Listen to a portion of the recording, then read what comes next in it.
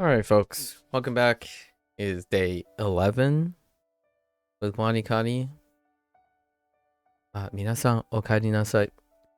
今日は11日目です。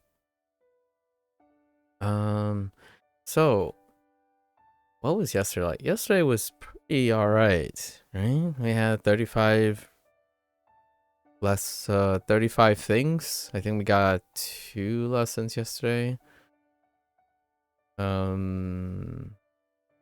Things dealing with shita and sageru.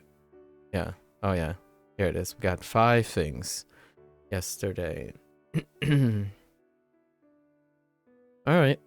Let's hop right into it.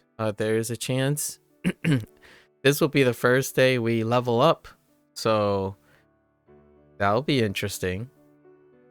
And then we have an opportunity at some vocabulary here. So let's hop right in. Today we're gonna cut Duolingo again because I think I'm gonna spend that time actually preparing. It's not just manageable. I gotta write a lot of things for the review. We'll do it every other day.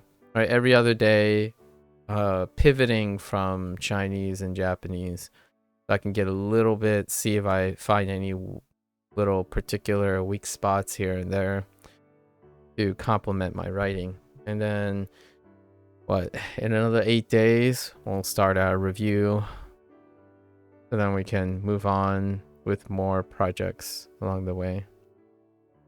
So let's do our review, see what is how our mnemonics are coming along.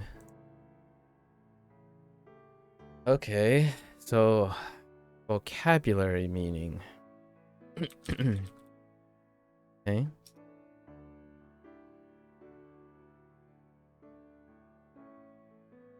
What was the vocabulary meaning for to people? I don't think there was a story behind that, right? Oops.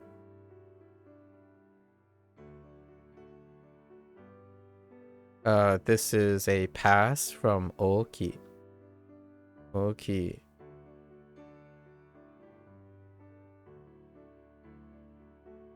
On a roll. On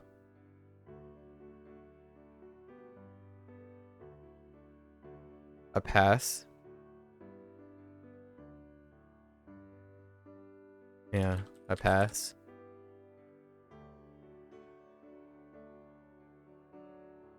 Pass.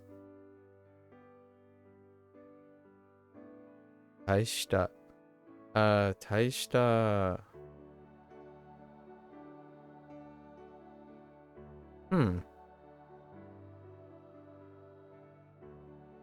Hi.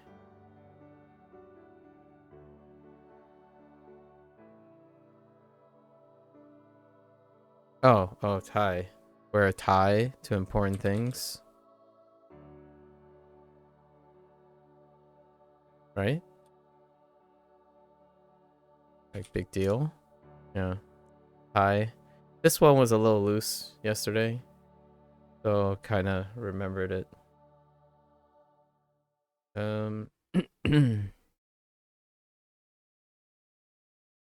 This one's a pass or a convergence on Dendaku.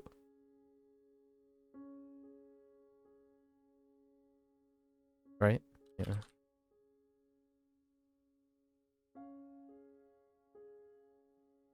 Pass.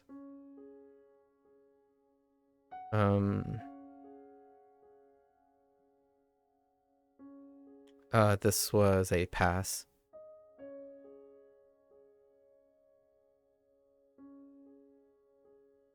Pass. Santa, sun. Convergence. Wait, no, well, not really. This is just meaning. Whoops.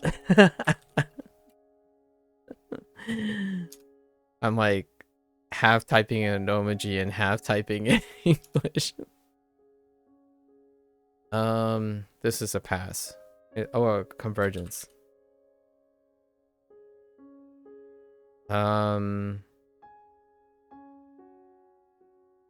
Yeah, 大した. So the Thai, 大した. Pass. Pass. Eerie entrance Gucci store. Irikuchi.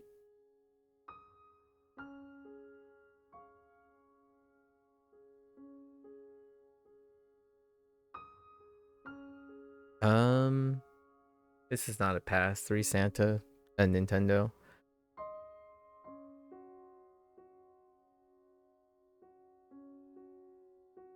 Pass.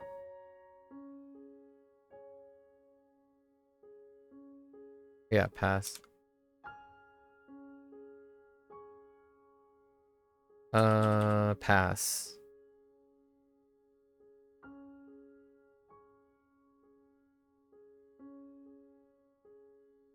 Pass.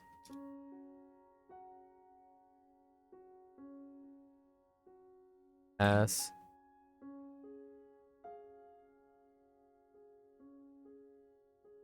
Sageru. Saw.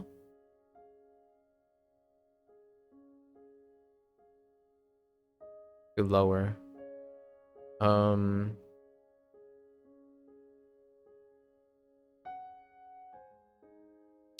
He-Man's toe. Oh, which, by the way, very, very big coincidence. I remember saying like, oh yeah, He-Man, you know, might be topical because it had a reboot a couple years ago. Actually, by sheer coincidence, there's a trailer that dropped for a He-Man live action, right? And none other than Chris Hemsworth is being He-Man, so extremely topical now. Extremely topical. Anyways, that's pure coincidence. My Pixel phone was probably listening to me and it's like, hey, YouTube algorithm, here you go. We heard that you were talking about He-Man on randomly. Here you go. It showed up on the algorithm. So Hito, right? Hitori.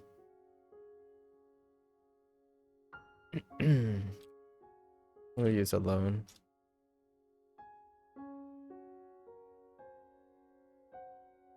Entrance. So the entrance to the Gucci store, right?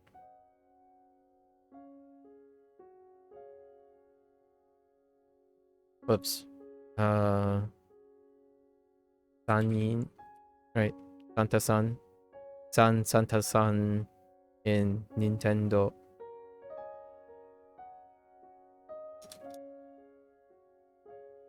Pass.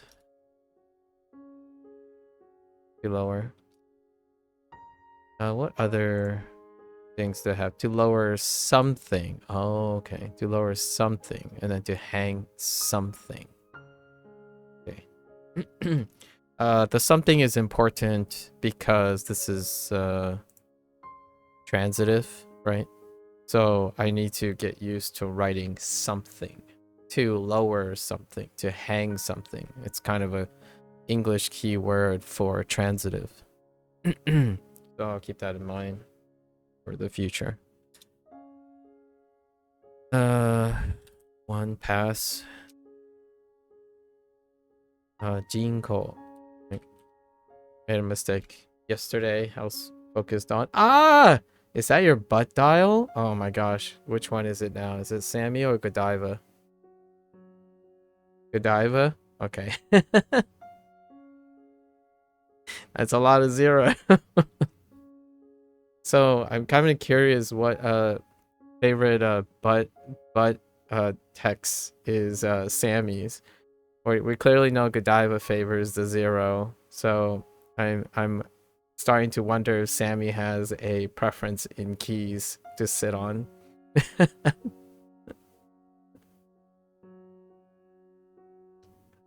Let's see. So Jinko, right? This is the artificial thing. Probably spacebar. Oh, okay. Can you actually send a message with just spaces? I don't actually know. It's probably gonna say like you didn't put anything in.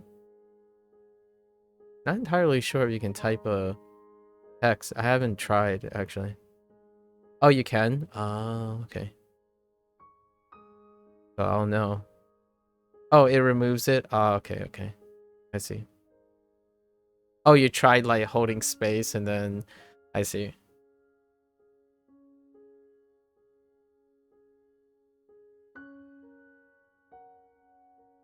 Hello, by the way.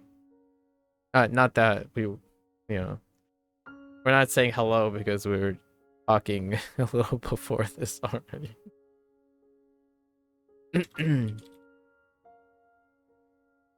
The population, right? Oh, measures peeps at Tofugu and the number of genes.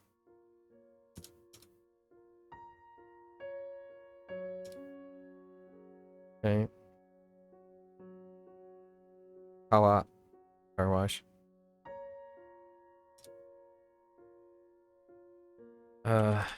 That's a pass. Ichi is a pass.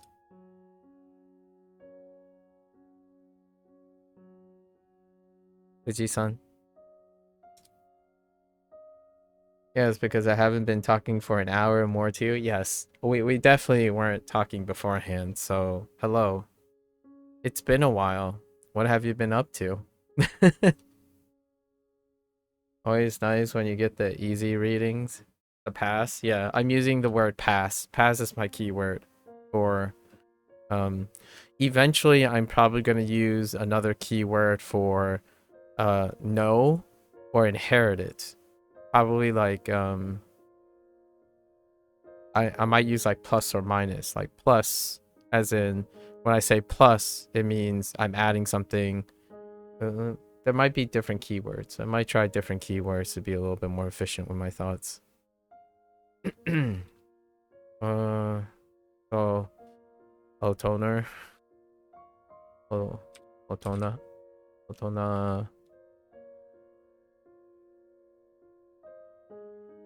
Um, 7 nanas. Nanatsu.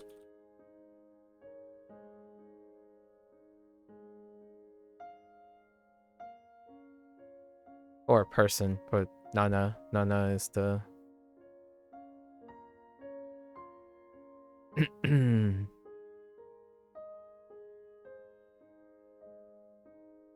uh.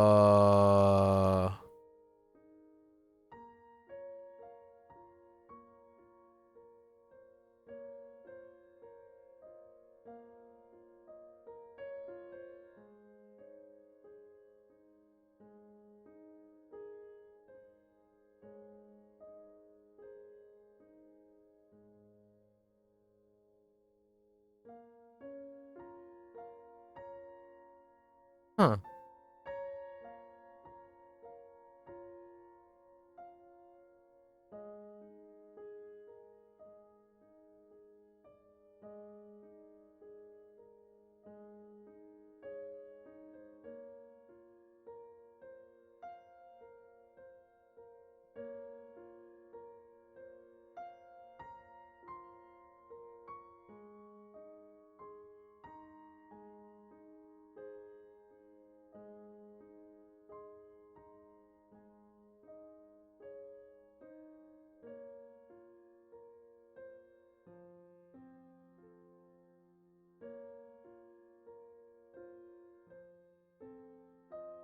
Oh, right.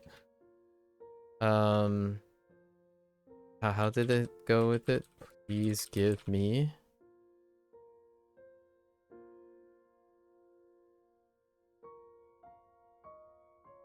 Well, in the last 10 minutes, you stirred your dinner. Nice.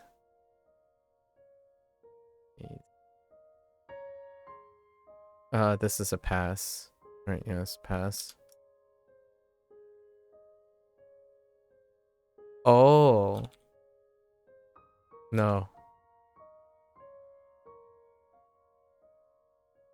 Yes.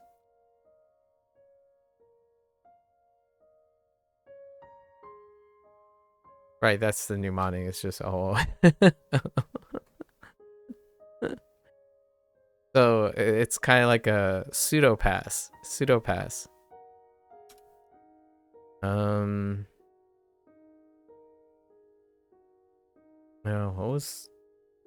Could I have something, right? And ask.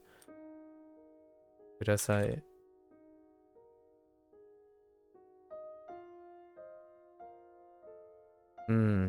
Stuck. Stuck.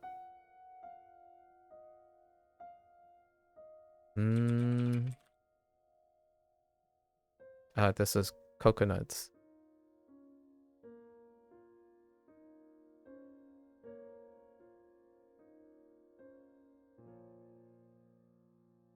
Pass. Right. Full pass? Yes, full pass. Okay. Pass. Right, yes. Pass.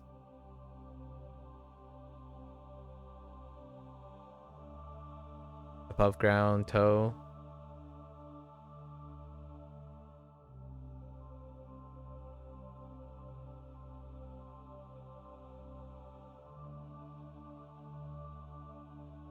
I wonder what we're entering here. I think this is a pass. Yeah, pass from the character. Yes. So pass. Pass plus okurigana. Okurigana plus pass.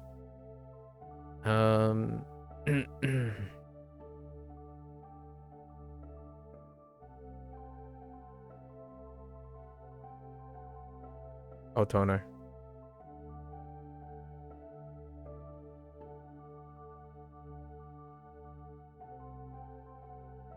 Power Rangers.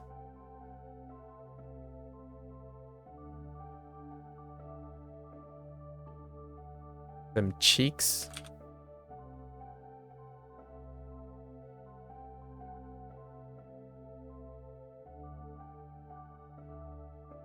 Squeeze them cheeks.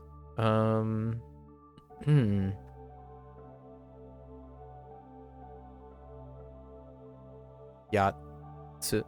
Oh, yachts.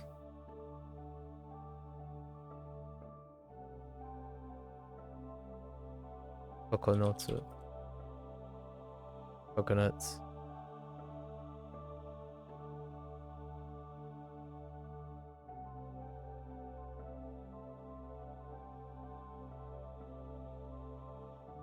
What's for kuchi? Oh, kuchiko. Onomatopoeia.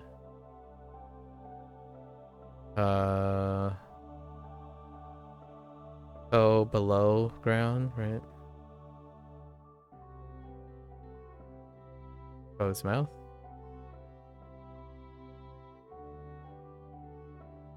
Okay.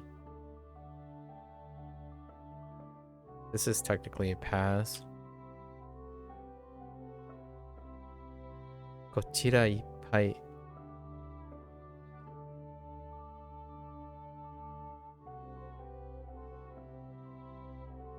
That would be, I guess you could call it like a compound word with kurigana.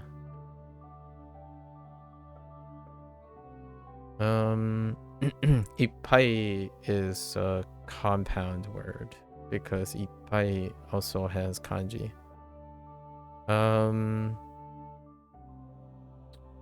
This is a pass. Right? No. Enter. Hi. Say hi. I do.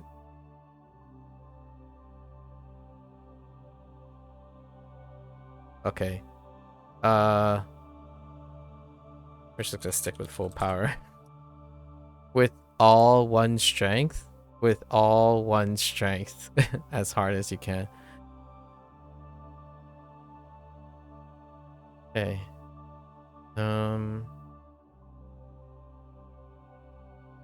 Jo is the kanji read, so Joe's toe. Jo.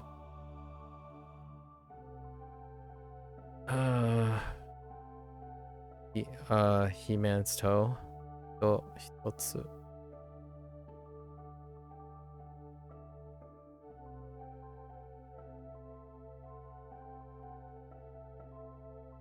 Pass. 人.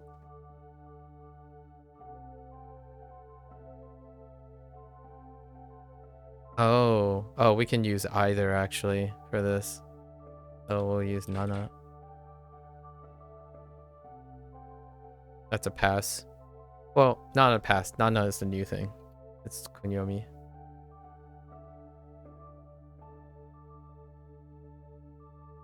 Oh no, it's not. It's the exception. It's the exception. Yon and Nana are exceptions.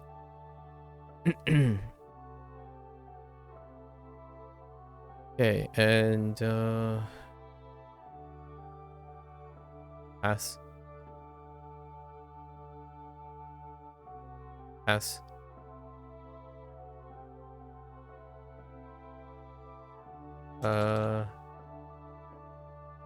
Me. Mitsu. Hooray! Level up.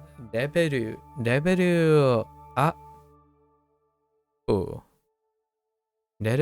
up. Omedeto. Hooray! Look at all these dirtles. Nah. Oh, we got 15 more lessons. Good thing I didn't plan on doing that. Look at those beautiful. Look at how beautiful this. We did it. Level up. Alright. Alright. Things are getting spicy. I like it. I like it. Aw, these are really charming. Alright. Let's start our lessons. Okay. We're gonna do less. Level up. Omedetou gozaimasu. Arigatou. Mada desu. Right. Mada desu. Alright. We're gonna try to keep it like a little bit forward moving. I know I didn't do Duolingo. Duolingo is not planned for today. However, I need to do like a lot of evening reviewing, so I got a lot of writing to do. Alright. There are drops of liquid, right, coming out of both sides of this barb. Oh, you know what? I didn't think about it that way. Intriguing.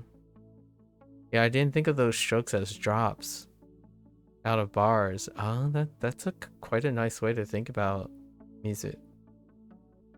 You can imagine the barb being stuck into the ground, then pulled out. When it is, water comes gushing out of both sides. That's why this radical is water. Interesting. Huh. What's Hanzuhiro? Is that like Chinese WaniKani? The shortest answer is yes. In generalities, yes. I cover most of the stuff in day 1 of Hanzuhiro. Much like I did for WaniKani. So, it summarizes that, and the answer is largely yes. Largely yes. Good morning, Chern. Hello. Here's a glimpse of the kanji you will be learning that utilize water. Can you see where the radical fits in the kanji? Mizu, kori, and yeah, sen. Sen was most recent too. Sen has mizu underneath. That's how I remember sen, actually. Huh. You're sick recently? I'm sorry to hear that. Did you find something to address your illness? Are you getting better? Got something for it? Alright, so this is blue, right? Blue is... What the heck does blue stand for?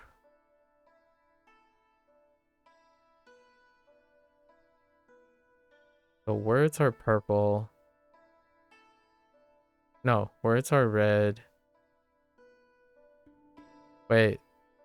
Oh, no, blue is... Oh! Oh, interesting. They put this as blue. Okay, so these are the components. Okay. You just went to the doctor yesterday and taking meds? Well, I hope get well soon, Chern. Get well soon. Being sick is, you know, highly unadvisable. Coughing is so painful. Do you have some sort of strep throat?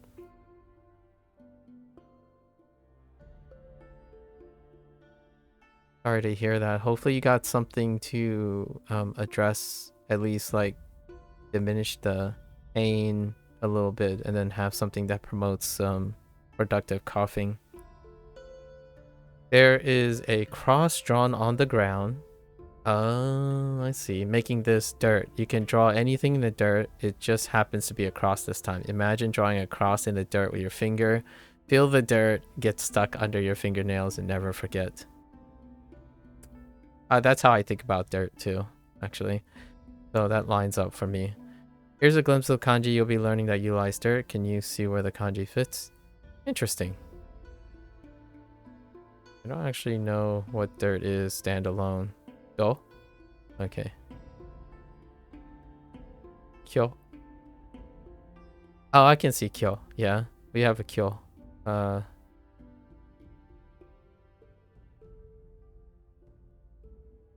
Sen or previous. Oh, yeah, we have a sen too. All right. And oh, purple is kanji, right? And then red is vocabulary. Still got to get used to the color coding because Hanzahiro ends up using a different color coding. So I got to get used to actively remembering what the color codes are as well. Interesting enough, WaniKani does not use audio cues. So that's something. And nor does Hanzahiro actually. There's only one audio cue, and it's kind of not, it doesn't serve functionality other than here's the start of the lesson. So interesting. The vocabulary is composed of one kanji. Okay, so this is a pass. So this is a pass vocabulary. That's the key word I'm using, a pass, as in pass through. More of a, I guess, more of a computer term, coding term, inherited. I'm passing through the meaning. Up and above, when a vocabulary is single, yep. So it's a pass, noun, suffix, yep. Ue, right? Ue. Ue. Yep. No, okurigana. Above you is a huge weight. You're holding it up and struggling. It's heavy. You look up and try to crane your neck to see how much it weighs. Ue. How much it ue? I can kind of see it. Weighs. Weighs. I can kind of see it. Oh, there, Eyes. Yeah, it's been a while, huh? Have you already started up classes and all that again? I imagine that's what's happening. Is this one of your late hour days? But you can't, or early hour days, I suppose. I forgot how that works.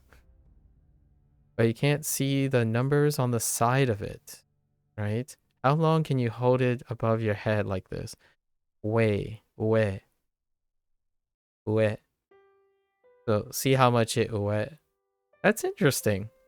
That's kind of a stretch, but I don't mind it. It's stretchy just enough. Ways. Huh. Alright. Let's see our context here. Ueni no ue no. Okay. Ue ni aru. Ue ni iru. Ue ni oku. Huh. Yeah, oku to place. 山の上でヨガをしたいね。Okay. 上のフロアにキッチンがあります。リビングね。リビングルームの上に、ロフトがあります。Good old.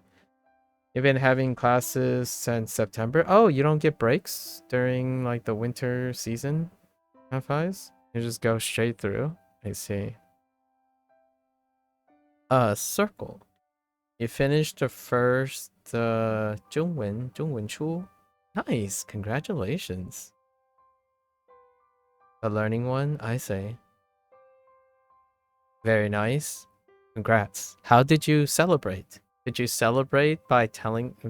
How does one celebrate when you complete? How does one celebrate? It's nice to meet a logistical end to something, right? We recently completed the Duolingo Chinese course. Ceremoniously completed. As to how much I remember of all that, my review sessions off stream, because I can't record all of it because it takes too long, would suggest there's some extra reinforcement required. This is like probably Maru, maybe Maru, yeah, Maru, maybe.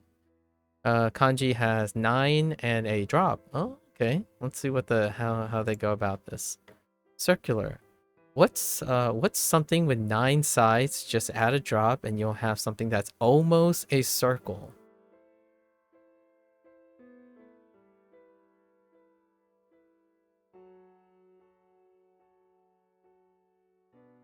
It's not quite a circle though. You just need to add a drop of liquid to the edges to smooth out how to become a full circle. Oh, I like that.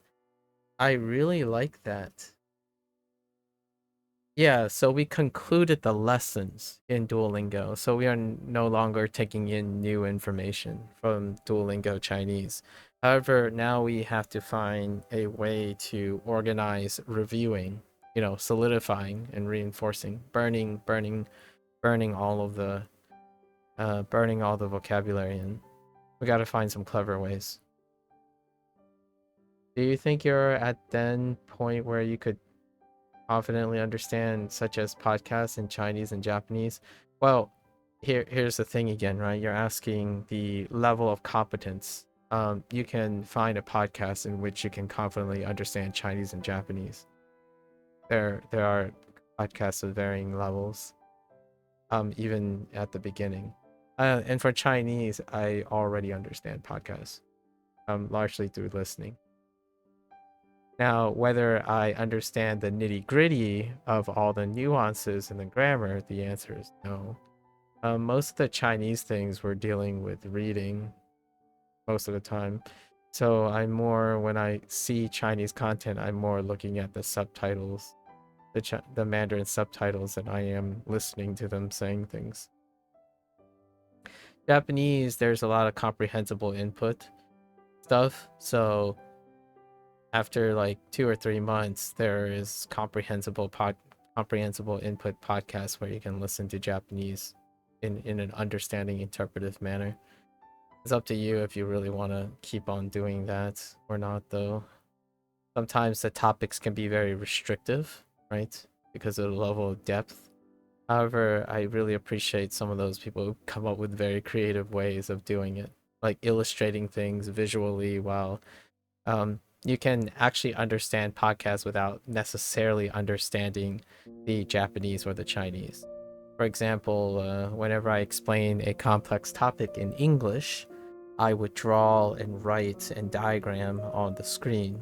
So some people who might be learning English might not understand all the words that I'm saying in English, but you can diagrammatically show and associate like imagery to it. So a tough question, but I would say the answer was yes from a very, very long time ago. Like, in fact, to answer your question, I could technically listen to a Japanese podcast with English subtitles and still learn something about Japanese. Technically. Oh. I feel you gotta be very resourceful to confidently understand anything in general. Like, for example, here's a little twist on it. Lots of people listen to podcasts to learn the target language, but how often do people listen to the podcast to understand what it's like to translate and interpret the podcast?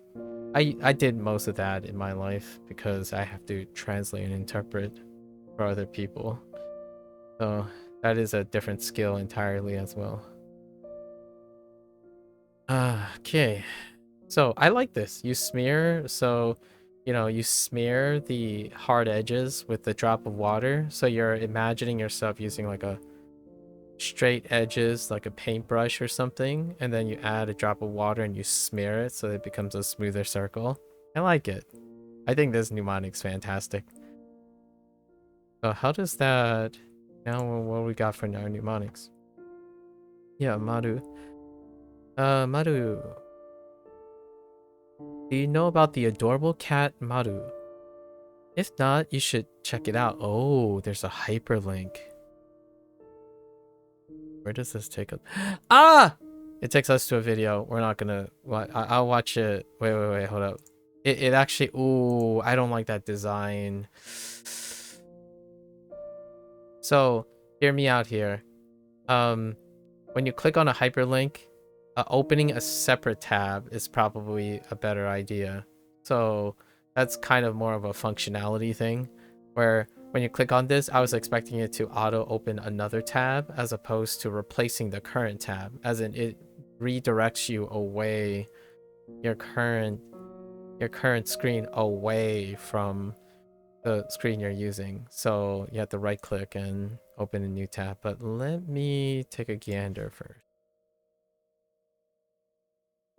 It's 5 minutes long. Okay, we'll watch this I'll watch this off stream because I don't know what the limitations are about Maru.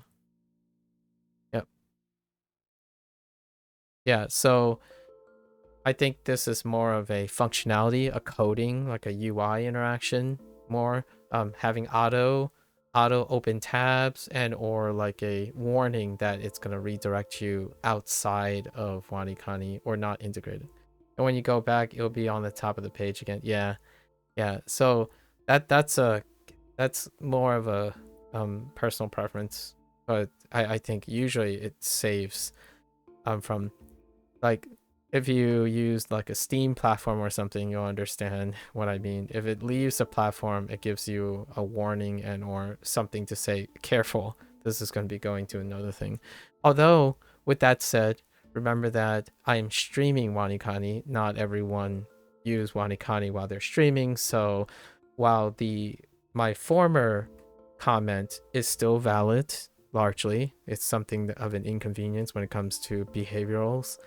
Like behavioral use of an app. The latter is specific to me, where I would want to view this video.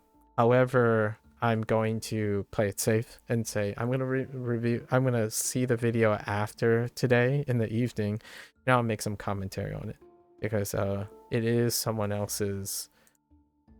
It is someone else's content, and this content is heavily monetized already, and it looks like heavily viewed, and it's a very old one as well.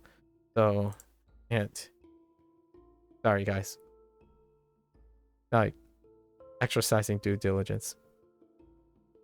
It may seem like a distraction, but if you come back knowing the reading of this kanji, then it's totally worthwhile. Absolutely. So I'll definitely check it out later in the evening. When you think about a circle, think about Maru all rolled up in a little circle. Aw, being super adorable. Don't tell me it doesn't melt your heart just thinking about it. Yeah, especially on someone's keyboard and then spamming you with zeros, you know? Maru might as well be Godiva. I'm talking about Blair's cat. Let's see. Alternatively, you could also look at this kanji and think of Maru inside of a box with his little tail sticking out of it. Whatever works best for you, just get yourself to Maru. Okay. Is there an alternative way? Nah, we'll stick with Maru. Maru is a very cute name, actually. Obviously, if you don't know this reading well enough, you should watch more Maru videos. I'll understand. Just make sure you come back someday. Okay. No, we're still here. We're still here. Hypothetical co. We're fine. Alright, so we have Maru, which is also a word, yeah. For this is a pass, Maru, and Marui. Right, that's also a pass with okurigana. And then a bullet. Well, that escalated. What is that? Dan? What is it? Dangan? Man, that just escalated. Alright, we got more little radicals. Sword. The sword. Alright, the sword radical. If you look at this radical, it looks like the bottom part of a sword. The handle more specifically. Alright, the pommel and the hilt. Oh yeah, it's like a guard. Yeah, it's a guarded kind of reminds me of a rapier. So like a cross-sectional side profile of a rapier. This radical also looks like a lot like the power radical. Kinda does, yes. Missing the little tip. So don't get them confused. It's missing the little nubbin at the top. I like it, nubbin. Because 90% of the power comes from the sword to cut your enemies down, which is why the sword radical is 90% of the power radical. That does not check out, actually. Most of the power comes from... okay, yeah, no, you know, I can see that. We'll tweak it a little bit. It has to do with lever arms. So... yeah, this is more of a physics thing for me. But I kind of get it. So 90% of the power comes from the sword to cut your enemies down, which is why the sword radical is 90% of the power radical. Okay, I got it.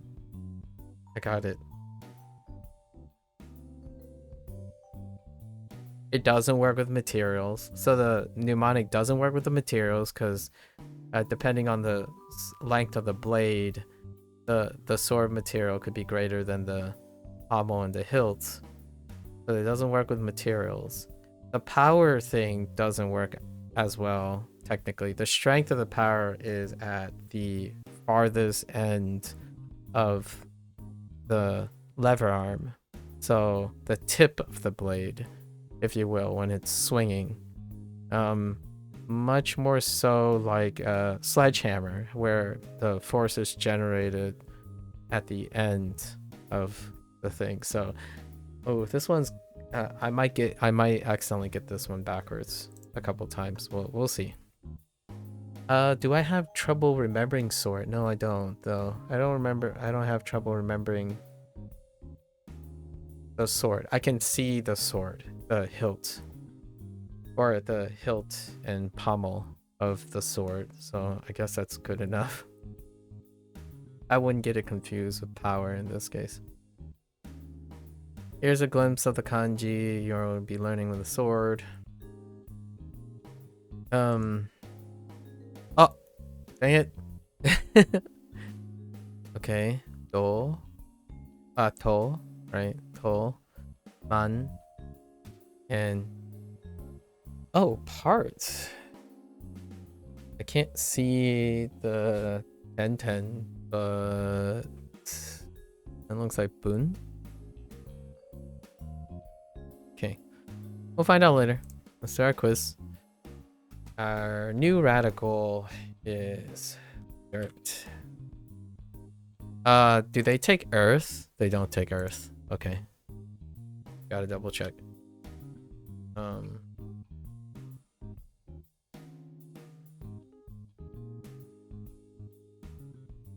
Ne?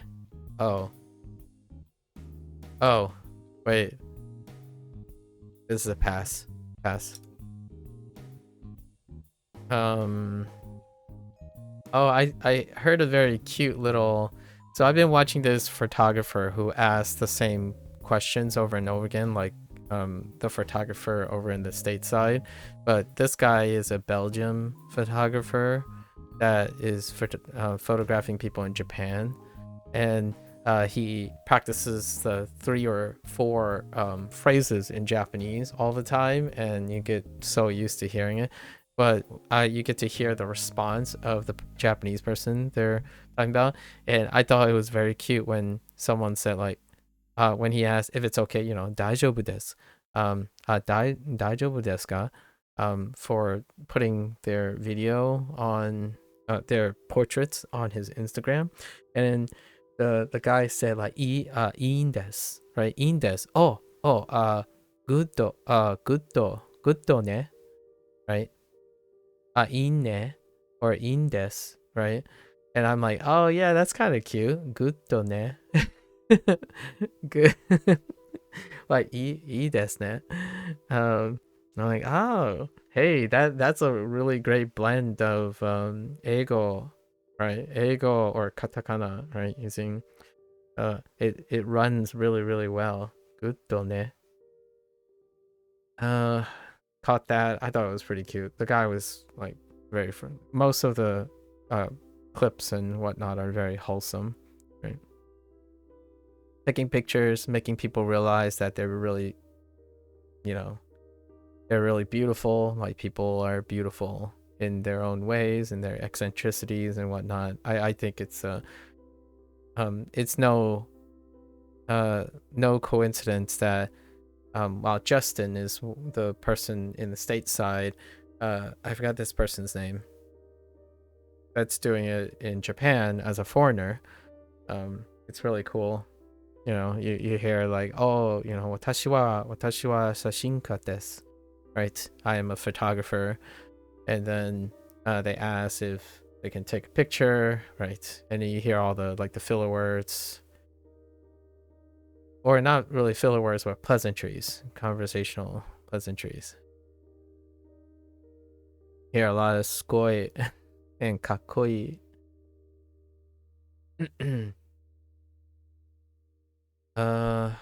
Okay, so the sword radical.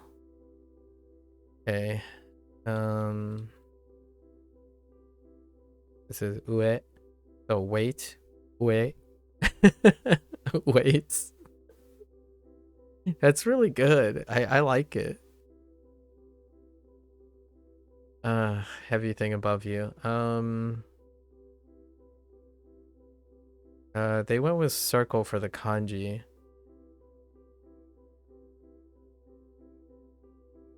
And then maru. Ne? Maru. Kitty cat maru. Neko-chan. Alright. Let's get our other batch. Oh, I do see it though. That's true. A Norwal.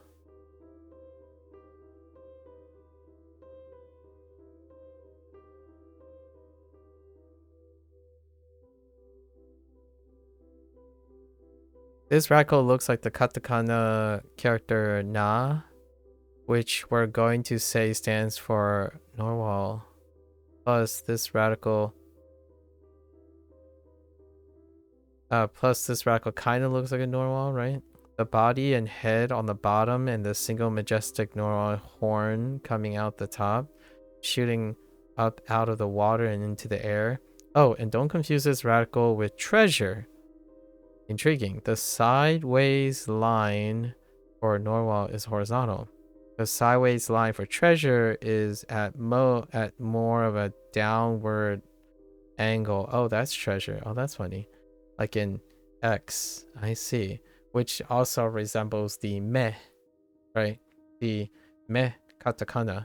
So we have na and meh. Na and meh. Ah, okay. Like an X, yes. Fair enough. Na for neural. Okay. I got you. I got you. I might misspell this though. Okay. Here's a glimpse of some of the kanji you will learn utilizing. Oh, right, Migi and Hidari. And Tats, ooh. Tomo? Is it just Tomo? No, it's you. Oh, so a different read. Oh, because it's standing alone as a kanji versus a compound. Yeah. Okay. Sure. You. Interesting. Oh, wait. Yo. Oh, okay. Ah, neat. Street? Yes, I gathered this was street. Largely because of street lights and street lamps and like lots of things point to that this is related to street. There's a barb under the ground holding it in place. This is actually a street. All streets have to be secured to the ground with barbs. Oh, that's interesting. I didn't think of it that way. Intriguing. All streets have to be secured to the ground with barbs so that they don't slide all over the place. If you try to pick up the asphalt streets we have today, you'll find barb under the ground to keep them there. The more you know. Yeah. I definitely didn't think of it that way. Neat. So ground, street. Yeah. Nice. Ground and street. Okay. Or ground and barb. Sorry, I said ground and street. Ground and barb. The ground is barbed. Interesting. So here's a glimpse of some of the kanji you will learn. I don't actually know what this standalone. Cho. Interesting. Cho. I actually don't. Oh, it's still da. Ah, hey, da. Welcome, welcome. Chinese carry. It's a Chinese pass. Da. And then cho. Oh, alone is cho. Oh, yeah. Okay. Oh, they're using the other reads. I see, because these are red. These are red. So yeah. They're doing not the kunyomi. These are onyomi. Bao ding. Bao ding, kitchen knife, which makes no sense in Chinese. Bao ding. Sorry, I read it as Chinese. I'm like, yeah, that doesn't make sense. Where did I get? Wait, what does that mean in English? Not in English. What does that mean in Japanese? I don't actually know that vocab. Oh, wait. Are you saying it means kitchen knife? Oh, it means kitchen knife in Japanese. Yep. I don't. Yeah. No.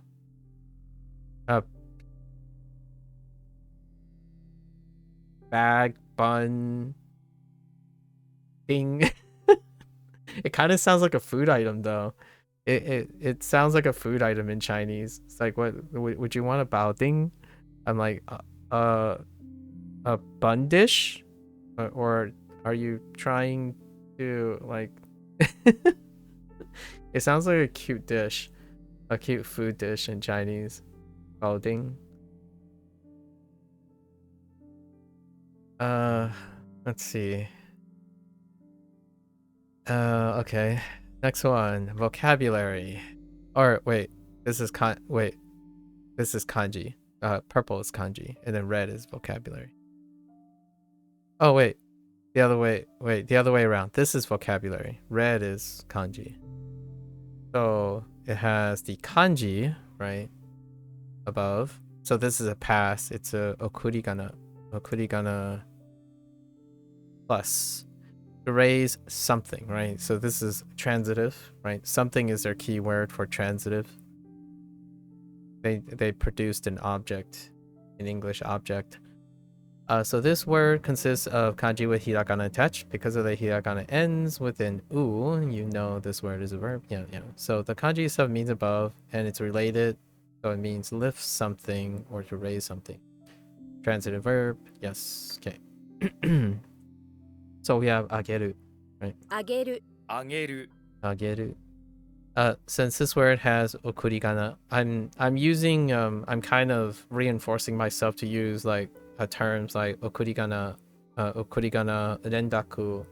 rendaku, and I actually didn't encounter the other term after the first time, so we'll see if it comes up again. But I'm deliberately using these terms largely because they'll become useful in the future. Hiragana attached to kanji, you know that it's probably going to use the kunyomi. Yep. Which you didn't learn yet. So we have ah. So when you want to lift something, you're always shouting, ah! I'm sorry. That was a DBZ reference. I know.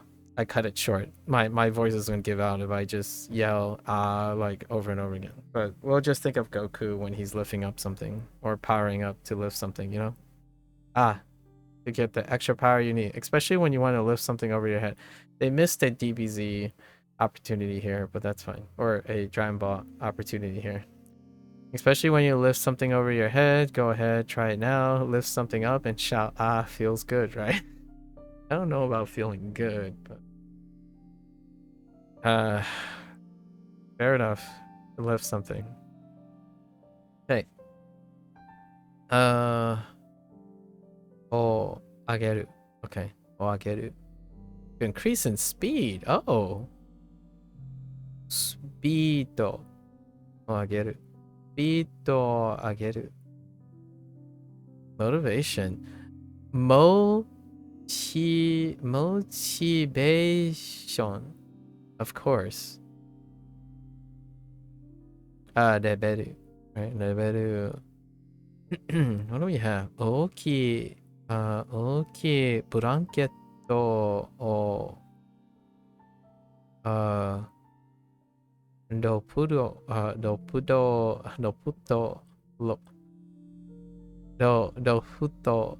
loft is kind of rough. Lofuto ni ageru. Should I turn up the volume on? Oh no. Speaker no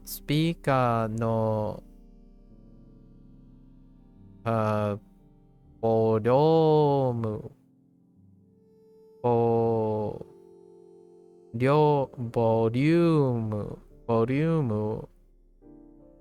ageru. Yeah, fair enough.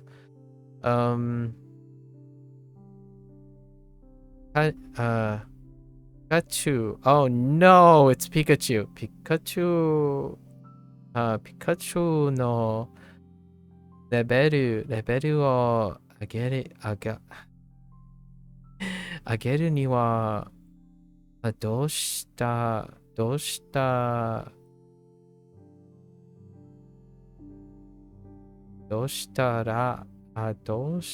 ra ii desu ka?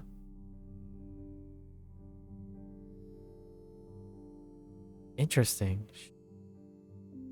Shitarai desu ka? Or is it shitarai desu ka?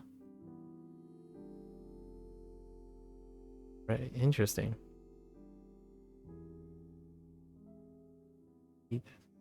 Huh. Something I'm not sure of, so we'll cover that when we get to it. We have, I see, ground, barb. That's a slide. Interesting. The slide has a lot of flexibility. Now that is an incline I'm comfortable with when going down a slide. This slide looks like death. Okay, so this is kanji, right? Yeah, so they're radical in this kanji. On the ground, all right, you put a barb at the bottom of a slide. Intriguing. This is your special talent. When you go down the slide, you fly past the barb like some kind of daredevil.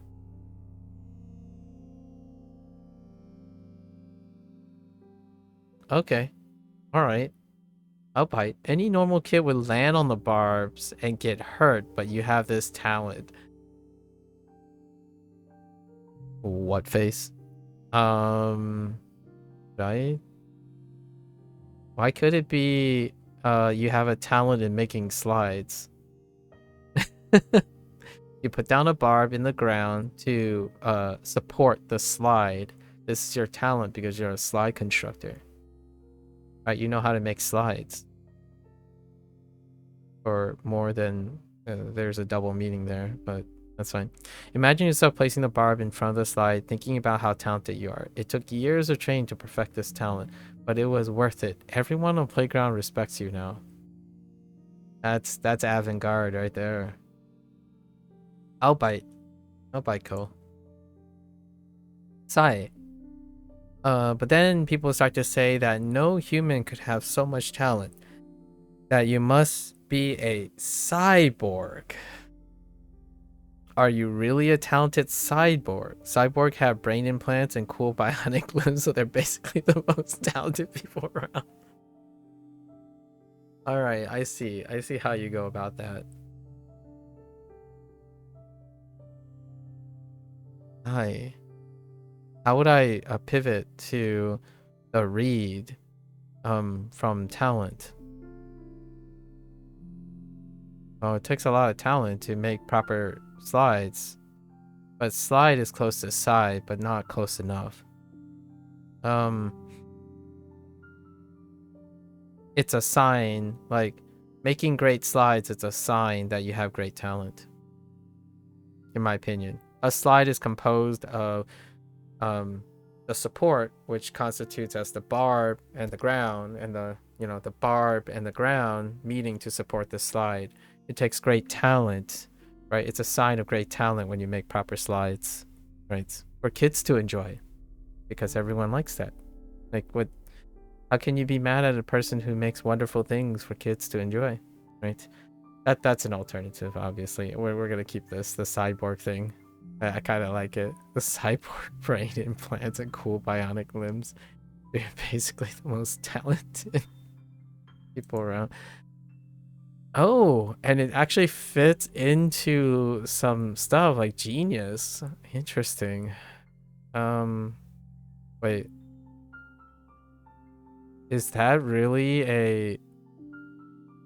Oh, is that... Oh, I can't wait to see how they explain this. Sai. Oh, that's Sai. Oh, another Sai. Interesting. Tensai. Oh, Tensai. Wait. I understand why Tensai is in one of the video game titles. Oh, okay. That makes sense. Oh, this one might be easy to remember just because of video games. Oh, I don't know the read on that, but it's a no. But that actually makes sense too. Oh, Sai no. Huh. Neat. Very neat. Legs. Oh yeah, that kind of looks like legs. All right. Actually, I haven't even seen this radical. Or like I haven't seen this radical isolated. So they're probably gonna introduce this radical, the kanji, isolated, and then possibly even a vocabulary word. This particular radical or character is used a lot already on the Chinese side of things, so it's kind of a very, very important one. This radical That and Sai are the same too. Sai stands for an ability or someone intelligent, but it's also used for age instead of Sai. Yeah, yeah. Although, you can still use the other one for age as well, but it would be a different type of age. Yeah, yeah. And then, there's also, like, Nensei. Nensei is a bit related as well, in a different form of year. But neither Nensei has neither of those two as well. It'll be really fun to see how they like overlap everything, and relate if they make an attempt to relate all the different types of annualness of things. Yeah, fun, really fun. Every time I see now I see Sai, I'm like, you know, Zai is obviously that's the onyomi, and neat. And usually when it's this color, when it's kanji, they cover the onyomi first, not the kunyomi yet. Yeah. And then they do the kunyomi so far anyways. This might change up in the future. This radical already looks like a pair of legs. Yes. Yes.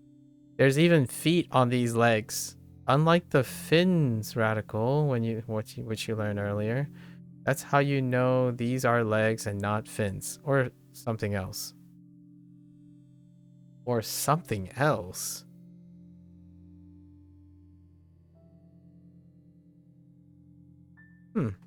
Interesting.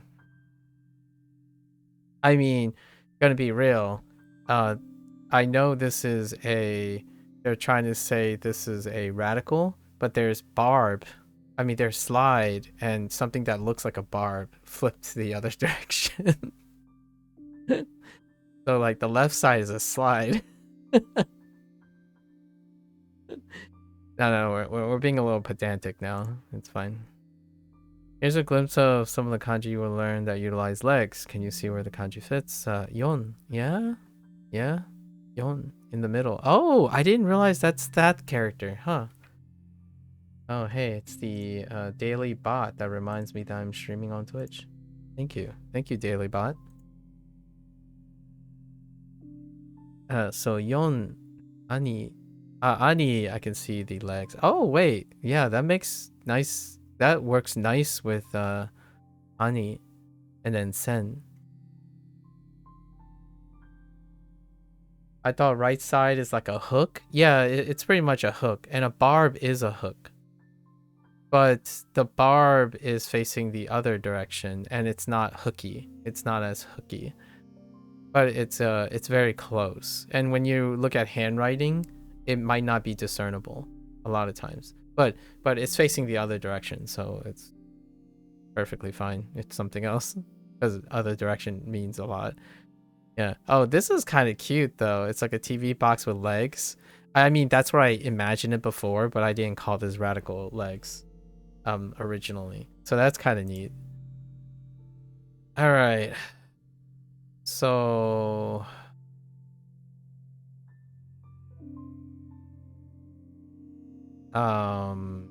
street.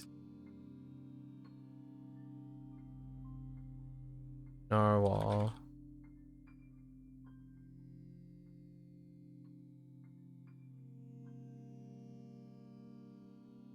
Something really heavy above us. Oh, whoops.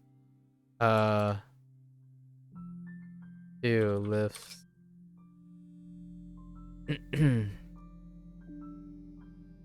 What was the other one they said? To raise or to increase, right?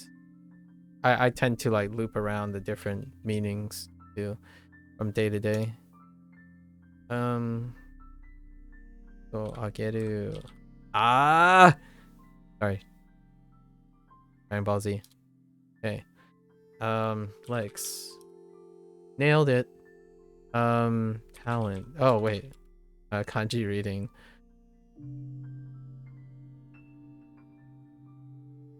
Uh-oh. How did it relate? Oh, cyborg. Talent. All right. Ed, really? I guess we already used prison, huh? But you could pass the prison over. Huh. So the head. Oh wait, that's the same level. This is the radical level, so we can't use prison again. This is the kind of head a child might draw. True. But then you could make the argument for Koichi, right? But Koichi ended up being mouth. But that's fine. Like, if we're really gonna go Minecraft, all up Minecraft on this. Or SpongeBob. Yeah, I see it. Looks like both SpongeBob made an appearance or made a illusion on Hanzahiro and WaniKani. No surprise there. Very topical. It's a kind of head a character might draw. Or Steve. Blair, I'm looking at you. A child might draw. I'm not calling you a child, but maybe your inner child would think of Steve. Can you imagine it with brother Steve? Yes.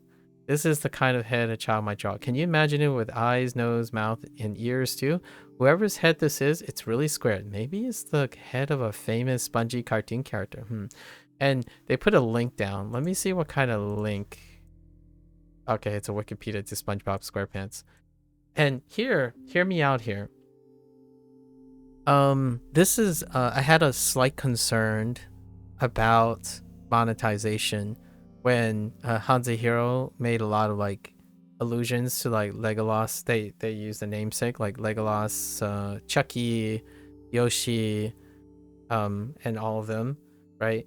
There are links to this thing, so I'm kind of curious to what extent. You can kind of see that the person is being a little bit facetious, like in alluding to a character, as opposed to using the literal character's name, because oftentimes you don't know which names are trademarked, and if you're profiteering, right? If you're making a profit and stuff, by educational purpose and whatnot, it can get a little dicey later on. So it's interesting the difference between how Ko is alluding to characters versus the newer peeps. When it comes to, and it's necessary because part of Hanzahiro's mnemonic is they're using the letter of the character, like the character's name is the important element. In this case, it's not. It's head. It can be any square head, like brother Steve. Yes. This K-drama is getting exciting. In the characters' relationships. Oh, inter-character relationships. It's a K-drama. Come on, Blair. Here's a glimpse of utilizing yen. Is this yen? N? Oh yeah, right. N.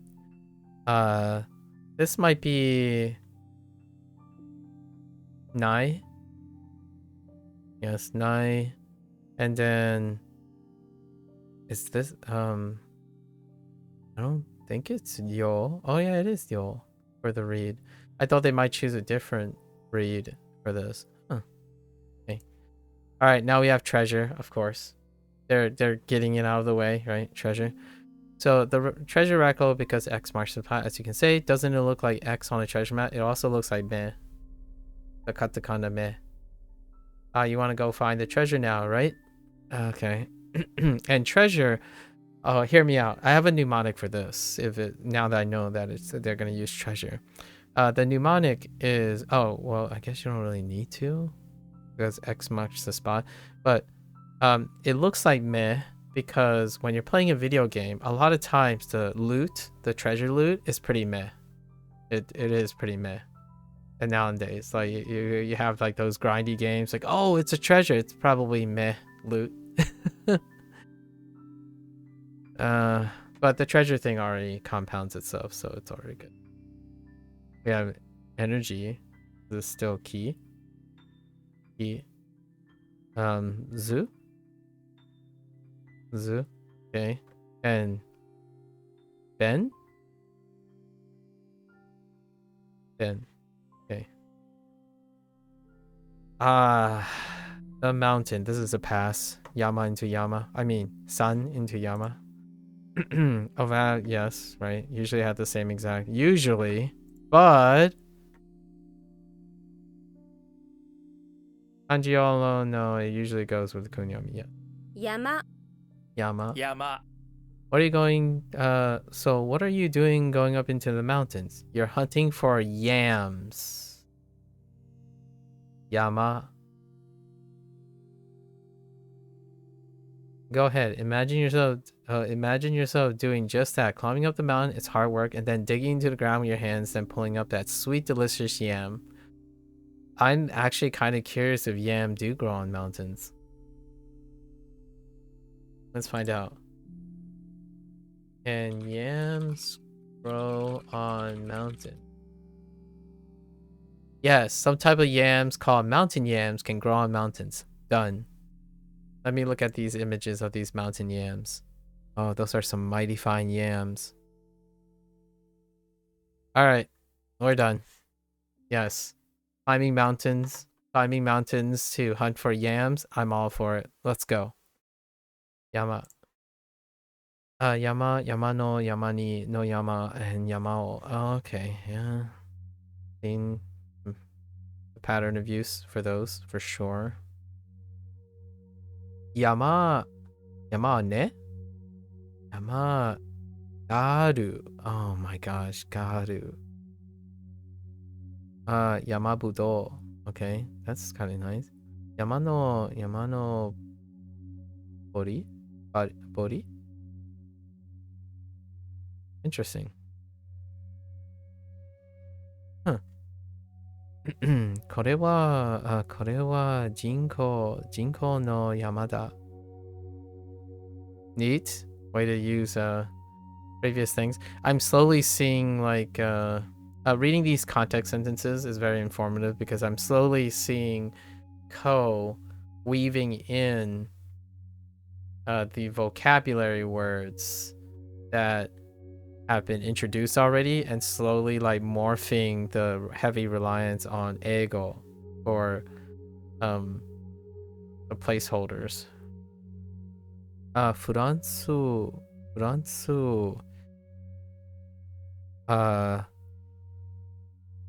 Ichi oki yama wa mon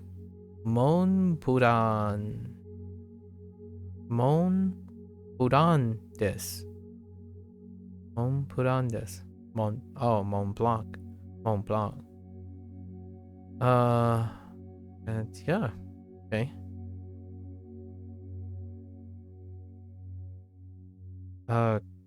Gomi no yama keto.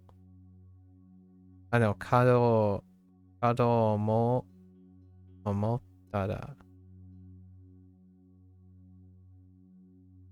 Crash. So gomi no yama. And then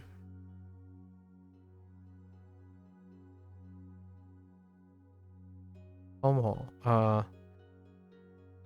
Tomo dara. Interesting. That's something. Oh, tomo. Oh, okay. Thought. Yes. Wow. Seeing that is. Yeah. Wow. Okay. Ue? Ne? Ue ni beddo ga atta. I realized there was a bed underneath. that sentence kind of reminds me of something. It reminds me of something Duolingo is restricted to. when you start off, it's like, how do you avoid certain things without saying other certain things yet? And then you get something like, I thought it was a mountain of trash, and I realized it was a pet underneath. Yes. Yes. Okay, so the kanji, we got the lid, we got the fins. Nailed it. Okay. Alright, mnemonic. Just imagine a beast with a lid. Go on for head and fins for feet. Go on, running around looking as insane as possible. Really imagine it. When it runs up to you, it shows you the top of its lid head. On it written the number 666. Why? Because it's a spawn of the devil, and the number 6 is the devil's number. Oh, that's interesting. I was wondering where the 6 comes in. Imagine the beast doing various crazy things. The crazier, the better to help you remember. Make sure all these things are associated with the devil and the devil's number 6 so you can remember the meaning of this kanji. Dang. It's hard for me to relate it to lid and fins. Actually, I think of the lid as a hat. So a lid is a form of hat, sort of. It's on the head, right? And then the fins, I think more of a silhouette. So this is a wizard, and wizard practice the dark arts a lot of times. They're practitioners of dark magic, and dark magic can be seen as evil, which is then you can go back to the devil's number, right? 6, or the 666 on the Western side, right? The Westernized illusion, but dark magic is associated with evil, oftentimes. That would be because this guy looks like a wizard. It's a black mage. I'm just saying. I don't think there's a black notable black mage that happens to be associated with the number 6 though. I can think of. No, I can't think of a black mage that has allusions to number 6. That would definitely shorten the mnemonic. But anyways. So lid, fin monster, sea monster, 6, got it. Roku, right? Rok. Whenever we need to remember the reading rok, we use the word rock. So think of the devil and the devil's number. What is often associated with those things? Why? Rock and roll. Oh, okay. All right. I got you there. Using very conventional associations. Imagine the lid head fin-legged beast suddenly blasting out rock music in the middle of his destructive mayhem. Hear me out here. I have one better. Black Mage is the name of Nobuo Uematsu's side project. They're called the Black Mages, by the way. And some of their music is no short of rock and roll, right? Although there's a lot of piano pieces and stuff. But it's a indie rock-esque orchestrated electronic music. It's like everything. So Nobuo Uematsu's side project is Black Mages. Why is it called Black Mages? Nobuo Uematsu is a composer for Final Fantasy. And the most classical silhouette of a black mage is a black mage from Final Fantasy. And this is the silhouette. This is probably easily one of the most simplified characters that would represent a black mage.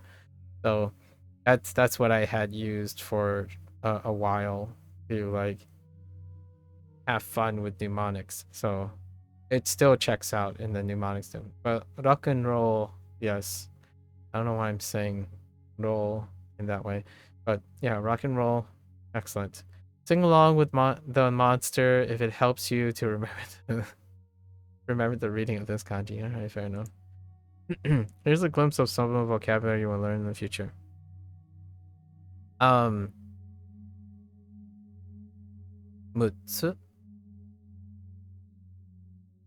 Mutsu.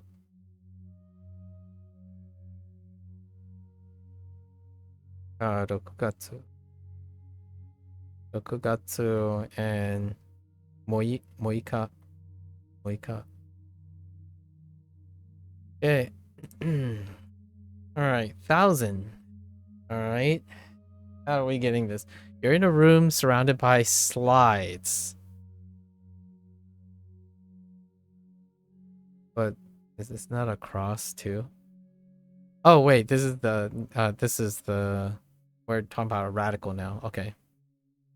So you're in a room surrounded by slides.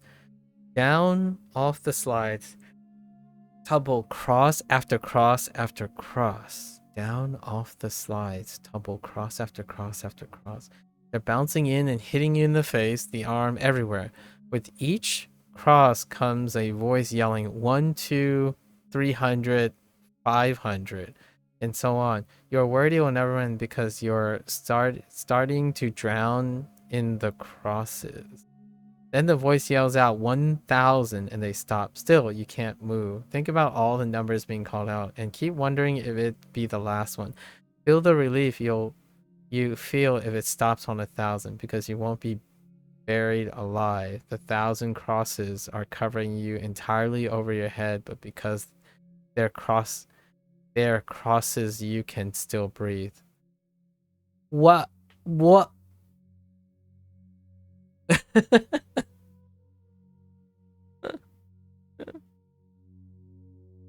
I got one. I got one to remove the very last things. So you fell off a slide and you ran into death by 1,000 needles. Crosses are very pointy, so death by 1,000 needles. Easy clap. Going off the Final Fantasy thing, I was thinking of Quacktars or Cactars, however you want to say them. Like Cactars, 1,000 needles, right? There's a phrase and thing about 1,000 needles, and wow, if you slide into a bunch of crosses, it's 1,000 crosses that might have spelled death by 1,000 needles. This is very out there, Ko. I don't know. We're gonna have to talk about your 1,000 mnemonic here, Ko. That's pretty wild. Here's a glimpse of some of the kanji we'll be learning that utilize 1,000. Can you see where the kanji fits? 1,000. That's a pass. Insert. Oh, that. Zo. Onyomi. Interesting. Huh. All right. Quiz time. Wait. I head. Treasure. Mountain. Pass. Niroku. Okay. All right. So we have treasure. X marks the spot. Mountain is pass. It's a pass. Head, Brother Steve, or SpongeBob. Rock'n'roll. 6.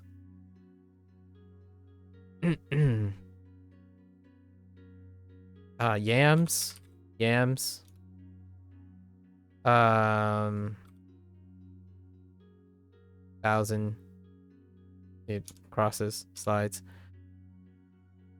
All right, let's do our advance. Let's go. Lesson picker. Nah, we're just gonna do batch. That's fine. Interleave. Okay, evening. Do you see the person? Do you see the person in drop? The prison. Sorry, not person. I'm like, I don't see the person. I'll say prison. Yeah, I do see the prison. I didn't realize. Oh yeah, I didn't realize. I didn't imagine that to be a prison. It's an angular prison. Okay, and a drop. Radical making up this radical. This prison is holding on to a drop because it's the evening. Evening air does a better job of holding on to drops of liquid like this, which is why everything is covered in dew in the morning.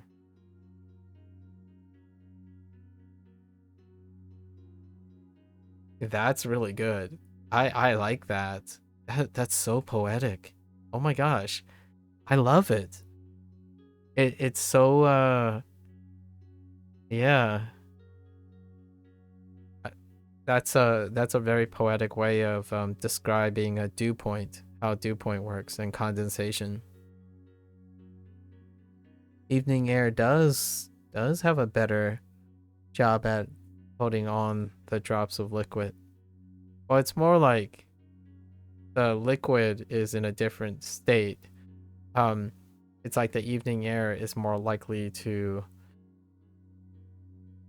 That's so interesting. All right, I'll have to use that next time. Yeah. Here's a glimpse of the kanji you'll be learning that utilize evening. Can you see where the radicals fit in the kanji? Evening? Is this just you? Yeah, you. This is not soto. Soto is kunyomi. Dai. Oh, yeah, outside. Dai. Okay. And name. Oh, May. Yeah. Makes sense. Okay. Our next card. Child.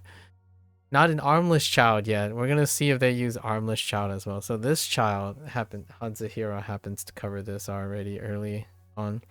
The radical is made up of 2 barbs.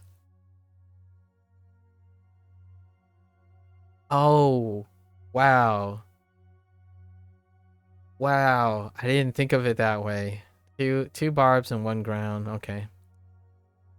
If there are barbs on the ground, whom especially do you want to avoid that area? You want your child to avoid it. Since children are so careless and often don't wear shoes, imagine how bad you'll feel if you let a child walk around on top of these barbs. Pretty bad, I imagine. Yep. I got you. That's a very visceral example. It's gonna sit really, really well. It's visceral. Especially if a barb is like that. What the heck? Okay, so this is not ko, is it? Sheet. Oh yeah, sheet would be the closest. Yeah. Ko is the kunyomi. Is this she too? Zu? I get zu. Ji. Oh yeah, that's right. Of course. Of course it's Ji. And gaku. I don't know how you get from gaku xie to gaku. Let's see. Next one. Fuji-san. The majestic Fuji-san. Yep, Mount Fuji. Just look at this word. What do you think it means? That's right. It's a name. Fuji. Plus the kanji for mountain. For those together, you have Mount Fuji. In English, the mountain part comes first, indeed.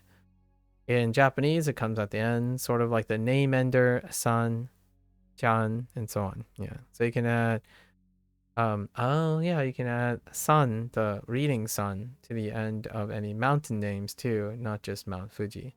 Okay. Fair enough. That's a pretty good one. Fuji-san. Fuji-san. Fuji-san. Fuji-san.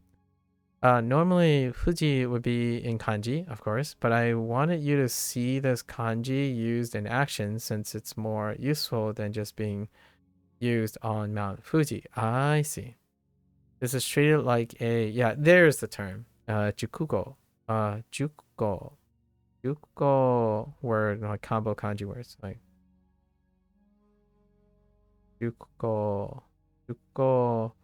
In the case of Jukugo, usually the onyomi reading is used. Right? Meaning you just have to remember the onyomi reading of sun. Luckily, you learned this when you were learning the kanji, so you should already know. Yes, so this is going to be a pass, right? It's going to be considered a pass. Context. Ooh. Fujisan no Fujisan ni. Oh, it's just for Fujisan though. The foot no Fumoto. Interesting. Moto. Illustration. Irasuto. Oh, okay. Postocado. Yeah. Okay. Ne. Okay. Eberes to Yama wa or san wa. Oh yeah, right. They used Mount Everest before. Eberes to san wa. Fujisan yori oki desu ka? Ooh, yori. Compare, right? It's a point of comparison. So, yori oki, bigger. Itsu wa? Itsuka gari garu furendo ni 富士山の上でプロ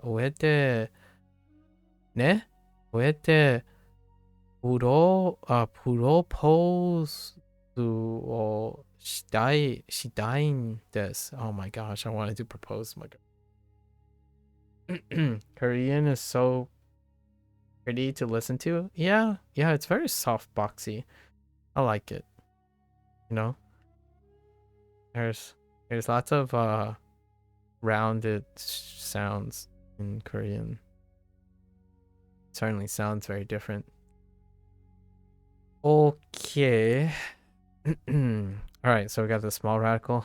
You have fins and you have a barb. Wait, so we're having... Okay, so we're still thinking of radicals that build other radicals too. So they are lumping radicals within radicals, which is nice, right? Yeah, fins. Or is radicals a different color? Now I gotta see if there's something below this. No, I don't think there's something below this. You have fins and you have a bar. A fish that you can stick an entire bar through like this would have to be really small. Okay. Because it's sticking through the whole fish body, which you can imagine by basing the body off the size of the fins compared to the already small barb. Oh, okay. Huh. Intriguing. That's kind of a very dark example. Here's a... Okay. We got... something like Xiao. What is it? Shou? Yeah, Shou. Makes sense. You. Yo. Huh, okay. And then... Yo? Oh, Kyo. Oh, yeah, Kyo. What am I doing? Yeah, Kyo.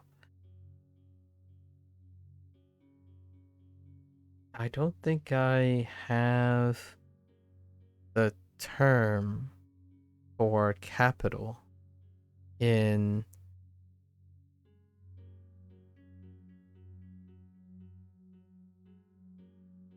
Mandarin.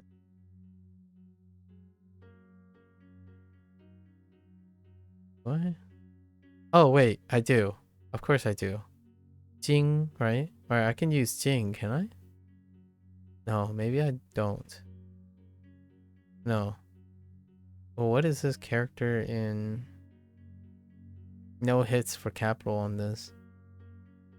Intriguing. Oh, no. Yeah, I can use Jing. Yes, I can use Jing.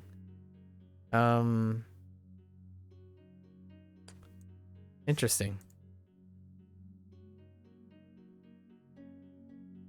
Oh. Huh. Oh, wait, that's a bow? Wait, let me think about it. That's a good bow. I watched this other guy who does archery things, and they were talking about how, like, a side profile of a bow, right, in, like, contemporary video games and whatnot, compared to what happens on the bow, and I'm imagining it. I'm like, nah, this one's pretty okay. Oh. This radical looks like a fancy composite bow people would use to shoot at targets and definitely not at any normal living animals. See how the middle part, you know, it's kind of funny how they're going, like Ko is writing, definitely not any normal living animals. Meanwhile, the mnemonic for small is stabbing a barb right through a fish. See how the middle part is being pulled back? Right. Yep. Imagine holding this bow and firing at a target shaped like a giant alligator crab monster. I wonder who that is. Okay. Here's a glimpse of the kanji you will be learning that utilize bow. Can you see? Okay. Oh, hiku or hi? Yeah, is this he? Okay, that's still he. And then... Oh, yeah, you know? Yeah. Right? Ototo. Or dai. Oh, yeah, right. The other reading. And like, kyodai. Right? Dai. And, oh, yeah, weak. Yaku. Interesting. That's not the weak I'm used to, obviously. I think the one that I'm used to is the kunyomi. Okay. Alright, so we got bow, barb, small thing, child. What was the child thing? Oh, the barb stuff. Don't let child near barb stuff. And then this is evening containing drops, water, and Fujisan. Okay. Which is a pass. Alright. Cool.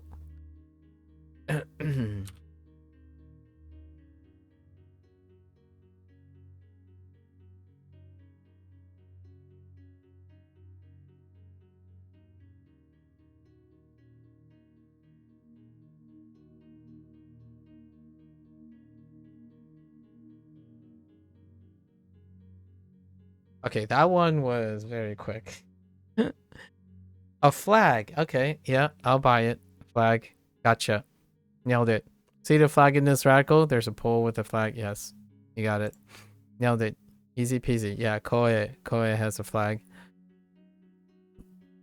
What is this in Oh, it's still Koe. Yeah, fair enough. Ooh, bureau. Oh, yeah. Yoku.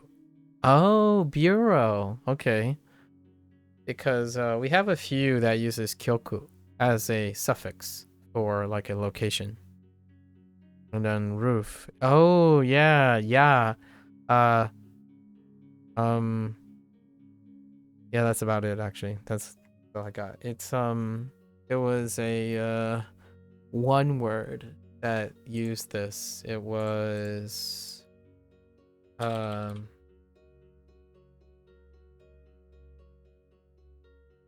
dang it, but it used kunyomi. Yes, he used or maybe it's okujo rooftop. That's the one that I remember. Hair. Oh yeah. Okay. We recently went over the body parts thing, or parts of your body unit. Lots of hair everywhere. Then you start wondering, where does hair come into play when you're thinking of something like movies and stuff. Like I'm thinking Chinese now. Like how I'm gonna relate that to when they use this radical. There are 3 strokes flowing off to the side, are 3 strands of hair. Yeah, okay. Shape. Oh, there's face. Yeah, kao. And yeah, sun or tan. Right, sun. Participate. Okay. Alright. So hair, flag. Suffix my Ohio. Oh, wait, see? What the heck? WaniKani makes the Ohio joke too. But it has, again, my little short story. It does not, as far as I know, it does not have anything to do with the Ohio in Ohio Phantom Tax. Does not, I don't think. But it is a weird coincidence. You know, back to that story. So, Ohio. Ohio. Ohio. Ohio.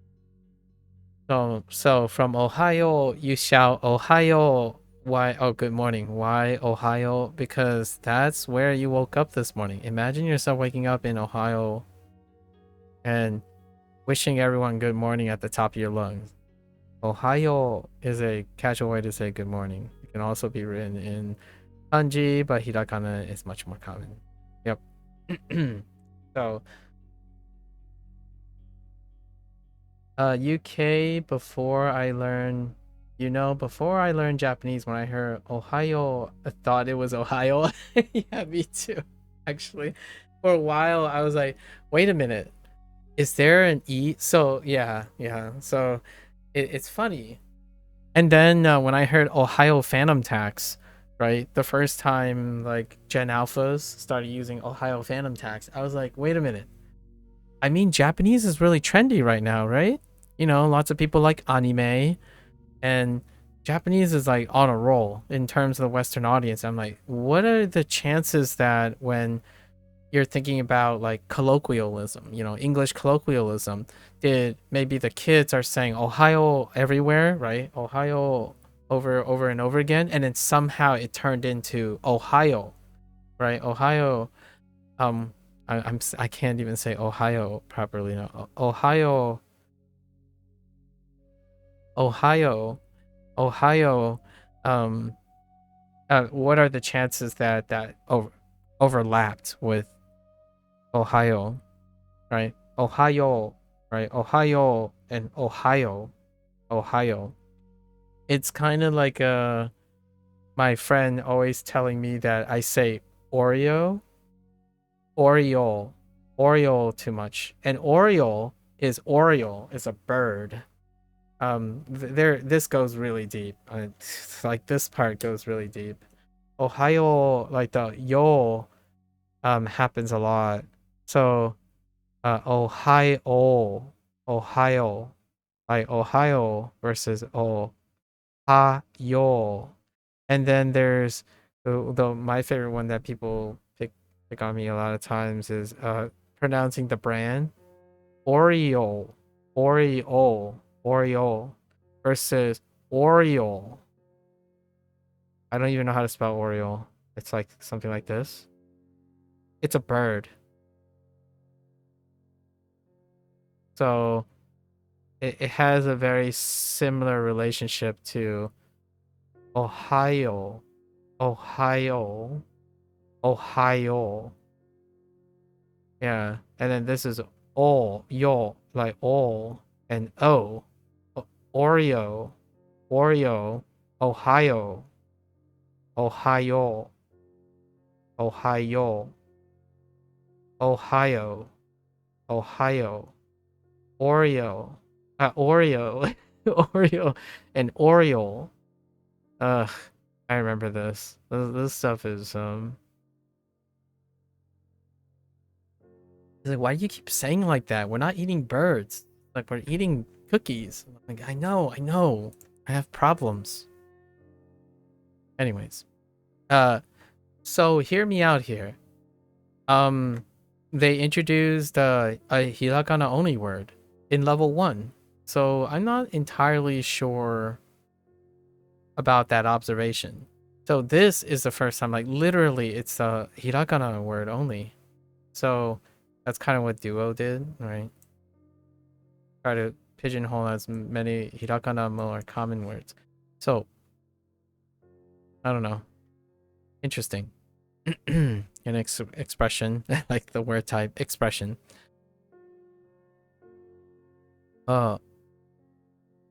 Ohayo, Ohayo meru. Good morning email. That's interesting. Ohayo gozaimasu. Yeah, gozaimasu. What is this? Miho? Miho-chan. Miho-chan. Ohayo.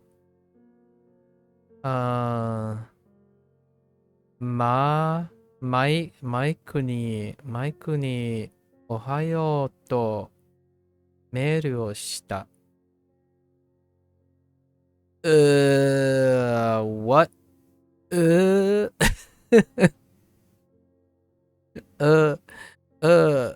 Nemui. Ohayo. Nemui. I'm sleepy, yeah. Fair enough. I can't emote while speaking. I can't emote while reading Japanese. That's not gonna happen anytime soon. Like do like emoting with my words.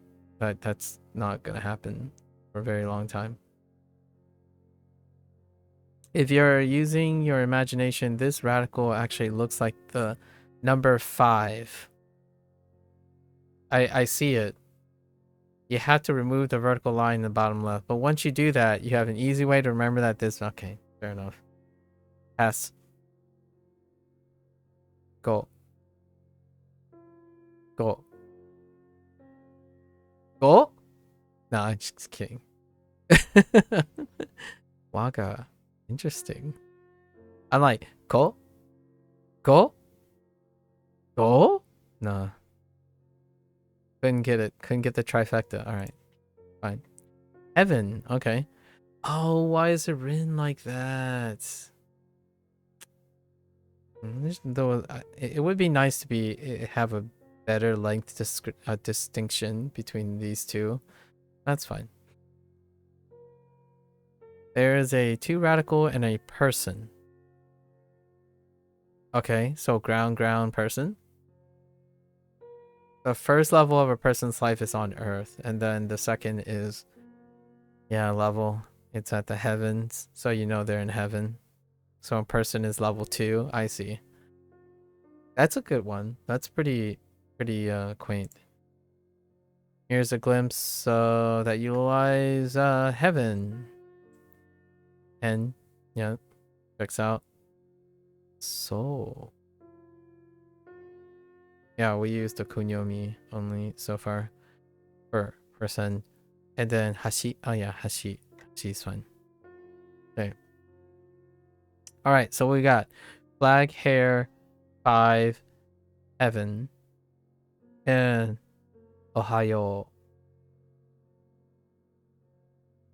Okay, flag, morning, hair,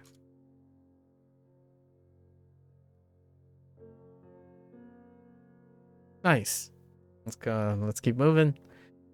Han, classic Han. Oh, you know what? I dropped the second line a little too much wider. This one's a little tough to picture, but I believe in you. The barb is in the middle, yeah. Is the wrists and arms. Okay. Then there are 4 regular fingers coming off of it. Okay. And then 1 big thumb at the top, the slide at the radical top. So you have 4 fingers and a thumb and a wrist. This is what you're crazy looking at. Yep. There was that clip between those 2 guys when they were describing the hand thing. And that was also making the same hand motion. Yeah, me too. Like, it's like this. Yeah, but fine. It's a hand. Don't you see it? If you don't see it, get out. I'm kidding. Kidding. Ooh. Eh? Go. Huh. Go, huh? Kan? Yes. Kan. Yep. Kan. Kan, right? Kan. Kan. Alright. Okay. Next one. Writing. Makes sense. This looks like a stool with a lid. It's a stool with a lid, but imagine sitting on that. But it's actually a writing desk. Okay. Okay. Fair enough. Do you see it? You can even see the pen sticking out in the middle. Think of all the beautiful writing that's been produced here. Letter, novels, essays, any kind of writing you can think of. Yeah, it's a portable desk, like using a butterfly standing mechanic. You could even think of it as a switch. A keyboard switch. A keyboard switch has a lid, which is the keycap, right? The keycap, like the keycap goes on top, right? And then it's a butterfly switch. You see it as an ink container? Oh yeah, you can see it as an ink container, indeed. Yeah. So you can also do because I say it's a keyboard switch because nowadays modern technology, when people think of writing, they think of typing as opposed to writing. Although typing can be another radical, so maybe using a keyboard switch might be a little misleading. But the ink container is pretty good too, dealing with the writing. I can get behind the desk. It actually looks very close to some of the desks I used before. And it reminds me of my old times with stands and stuff. You still write on stands and whatnot for like sheet music and stuff. Okay. All right. Writing. What is writing for this? Oh yeah, bun. Right. We just went over that yesterday as one of the recall sessions. Bun. Oh, verses. Huh?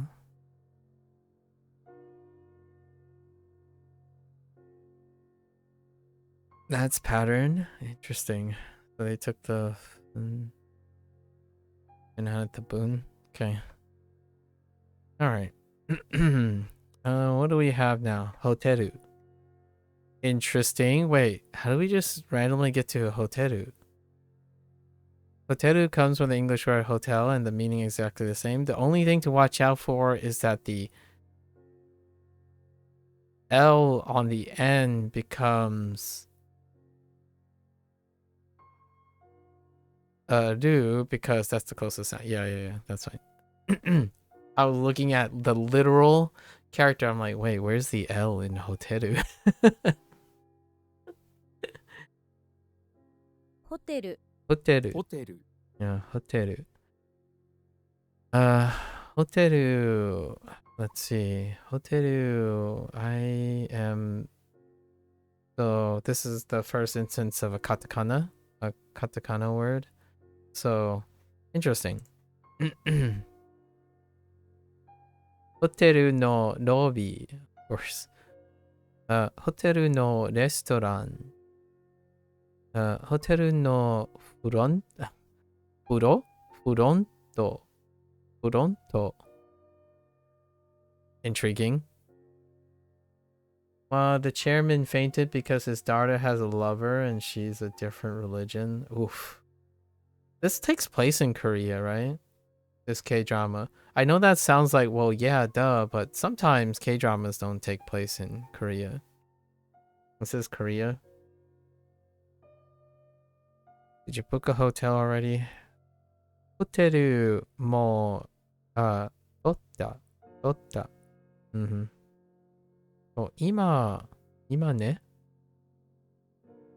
今ホテルをチェックアウト、no、チェックイン、no、チェックアウト。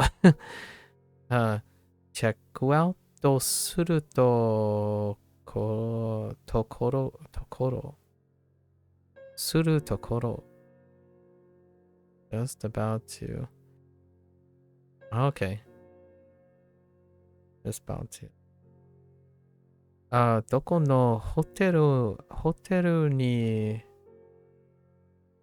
stay. Oh my gosh. Stay. Stay するのWait, not. Oh yeah. Stay. Oh no, stay. Stay するのStay.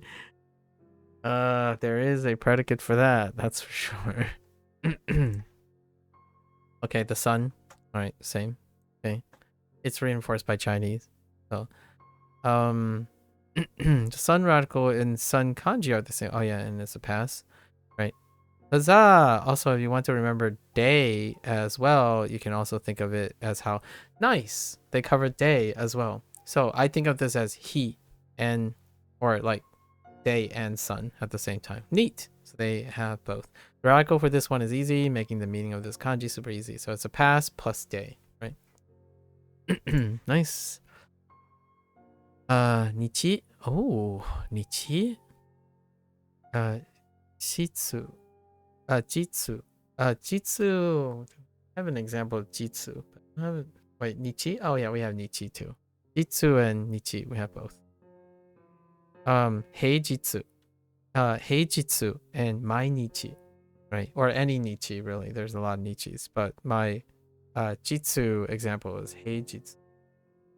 There are so many onyomi for this kanji, but since the kanji is so important and common, you'll end up learning all eventually whether you want to or not. For now, you're going to have to learn one of the readings. That one is Nichi, right? The sun is so hot. What the? It focuses its rays to take out one man, and the man is Frederick. I don't even know how to pronounce his name. Naichi? Night? Oh man, hold up. Hold up. I need some help here.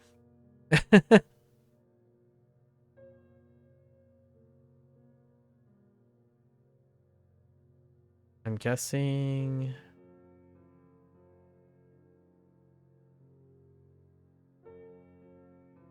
I know who the person is, I just don't know how to pronounce. Like, I haven't ever considered pronouncing the person's name.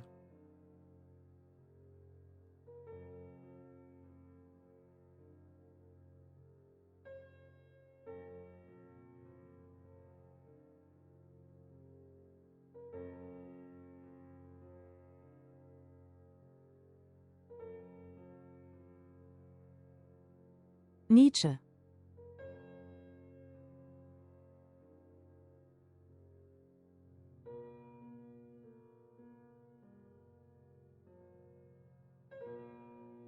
Sorry, that's just Google Translate, so that's where it's just gonna... It's close enough. Nietzsche. Okay, alright. Sorry, gotta go back. Yes, like modern day Korea. Oh, okay. Yeah, that's a problem. Different religion. Nietzsche. Okay, Friedrich Nietzsche, famous philosopher. He philosophized one too many things about the sun that the sun decided it was time he paid.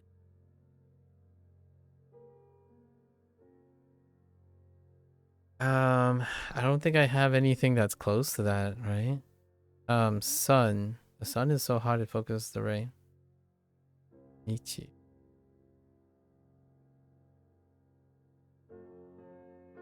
Yeah, we remember the Nietzsche just by Nietzsche. It was rote memory.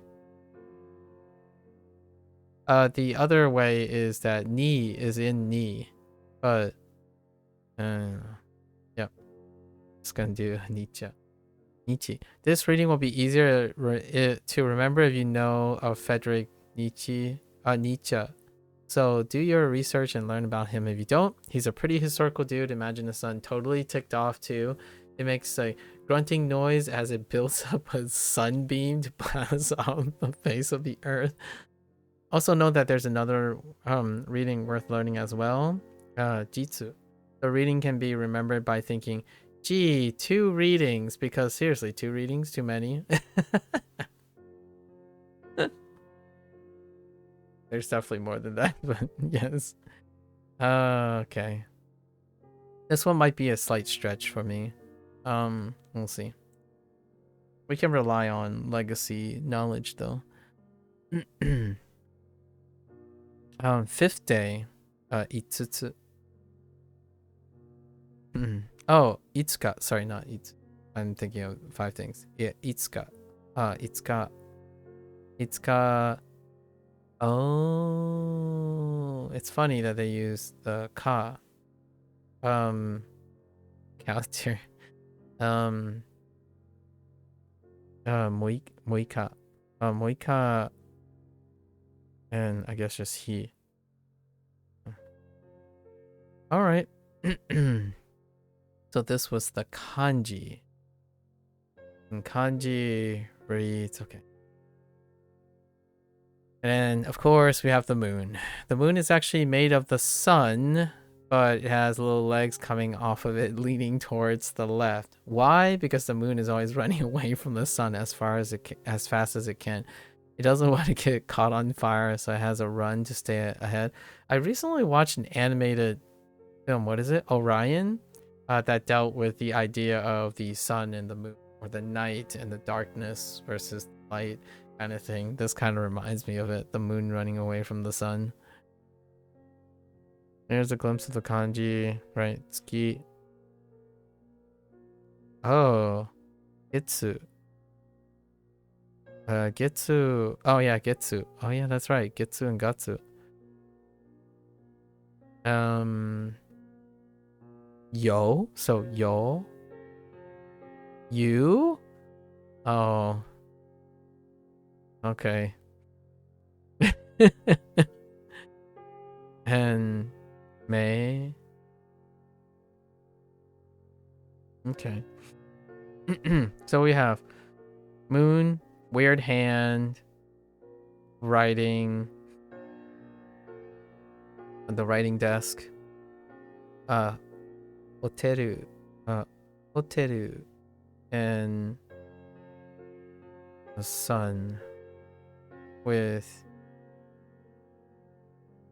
2, right? Jitsu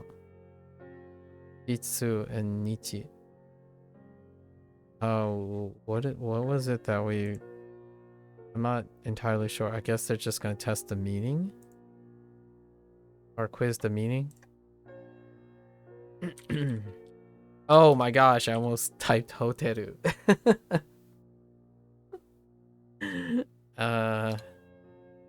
Okay.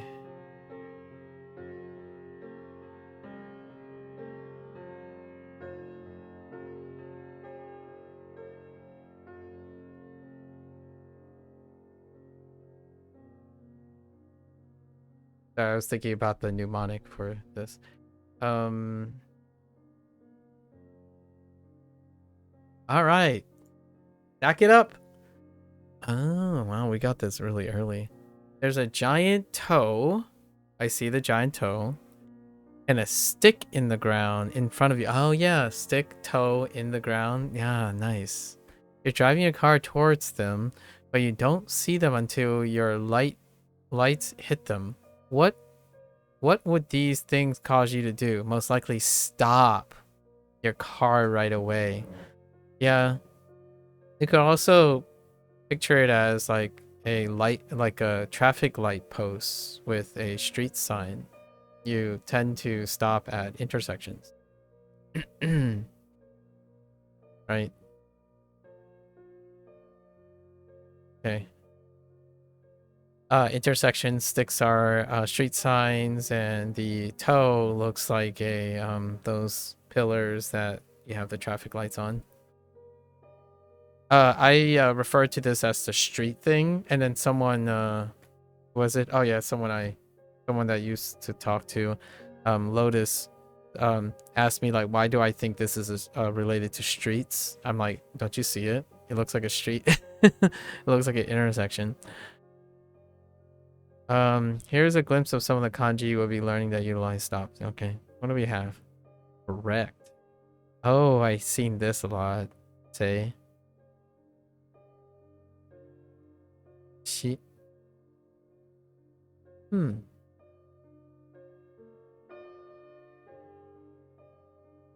Oh.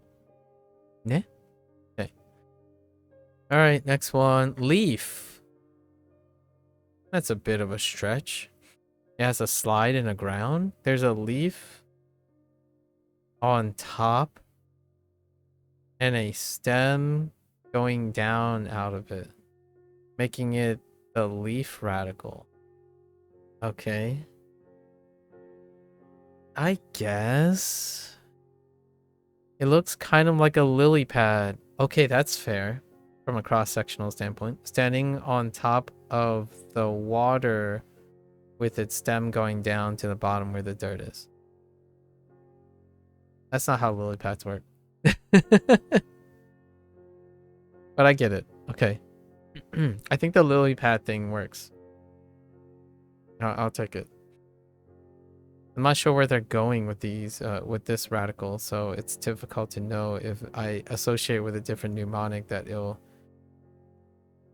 derail everything else. So for now, lily pad sounds good. Interesting. How do they incorporate it into Mon? Not, oh, that's still hyaku. Hyaku, and then, natsu. Alright. To climb. Okay. Alright. Vocab. Right. Makes sense. Above. To climb. To go up. This word means to climb. You can tell this word is a verb because it ends with an u, right? Which it does not introduce here yet, but visible up there. So do in this case, its meaning is similar to the meaning of the above kanji, right? Which is above. So this word is all about moving above something, or in other words, climbing. It's intransitive. What goes up? So, yeah, noboru. Noboru. Noboru. 登る So noboru consists of a kanji that's attached right. Then it will usually use the kunyomi. Yep. Okay. And it doesn't. It's a read we don't have. So you want to climb the mountain, but a gruff old man grabs your shoulder and says, "No, boy, you ain't climbing that thing. Not today." Or, no. I was gonna try to do like a boy thing from like Kratos's thing. I don't have a Kratos impersonation in my back pocket, so that doesn't work. No, boy, you ain't climbing that thing. Not today, boy. If you're not a boy, think about how weird it is that he called you a boy. It's not that weird. If you are a grown man, think how you wish he called you dude or something, not boy. If you're a boy, well, think about how appropriate it is that he said no boy.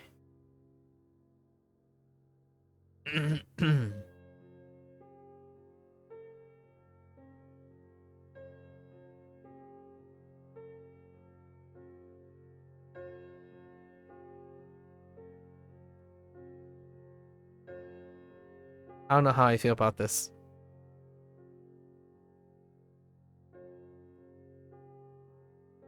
So wait, so it's a mnemonic that deals with climbing something.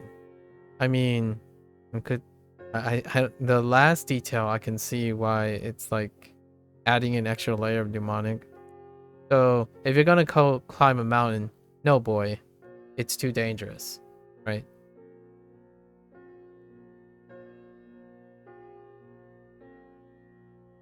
How else could you squeeze in noble? No boru.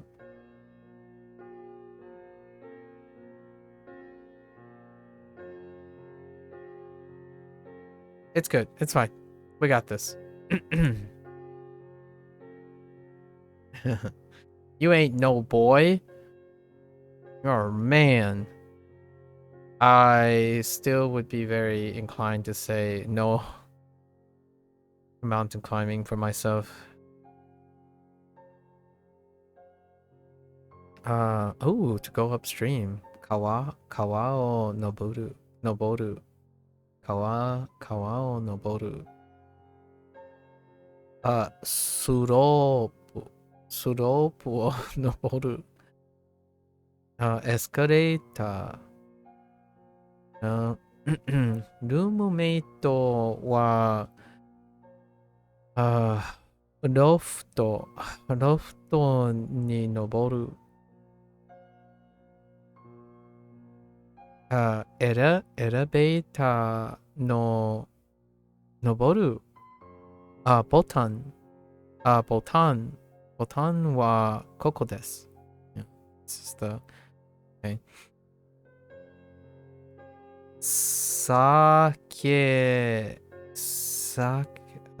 Wait, it's just sake? Intriguing. Sake ga川を登っているのを見た Oh, see, right, saw, 見た Okay. Alright. Tree. This is a pass. Key into key. Both trees are trees. So how are these radicals doing? Do you know them well? Yes, we got them. Oh, wood. Okay. So onyomi, what are you gonna do for onyomis? Reads because key is kunyo. You're walking through the trees, looking at them. They look ominous. Suddenly, you trip and fall. The trees start to maku you. Moku you. Sorry, moku you. I'm like, wait a minute. Moku you.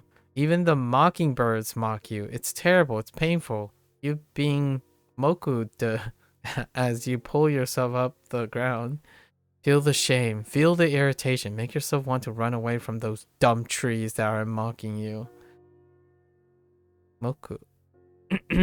How do I remember ki? And the onyomi? Mokuyobi. Right, mokuyobi. What is the other one? Boku. Boku? Ne? Oh, whoa. Oh. No. Different boku. So we'll just stick to moku until they give us an example of boku. Okay. Right. And then ironically we have ki.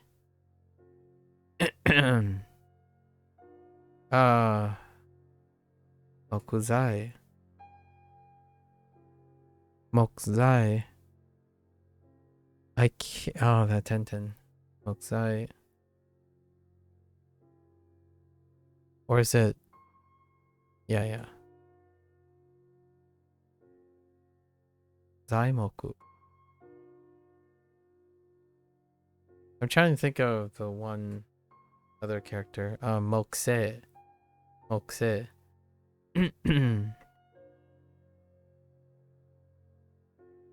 Fire. Yes. See the. Oh.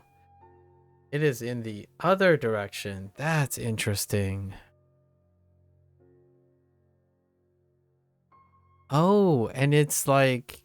Oh, man. Fire is weird. Like, there are so many ways to look at fire. Which fire did I settle on? I think the fire that I'm really used to writing is the smashed fire, like not fire standing alone. So it kind of looks like this here and this and then like that. So like it ends up being like this as opposed to this. And then this ends up turning the other direction a little bit. But this looks like they're both in the same direction and this is symmetrical, standing alone. Interesting. Fire is very odd. See the person radical here? It's got things coming out of it. What are those things? Oh my gosh, it's fire. Help, help. Yo Ming. Help put the fire out, okay. Alright. Here's a glimpse of some of the kanji. Yep. Ha? Ne? Done. Oh. Done. Okay. Oh, hey, that's the traditional character. Right, done. We did get done before in the Chinese course. And then Aki. Okay. Okay, so what do we have? Fire. Stop.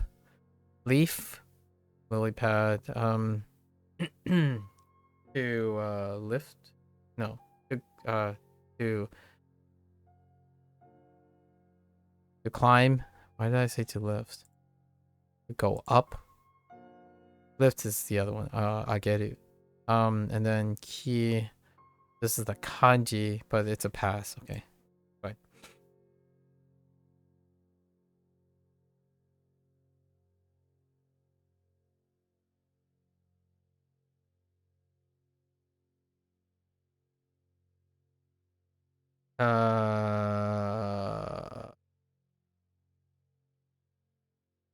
Noboru. Fire. Moku.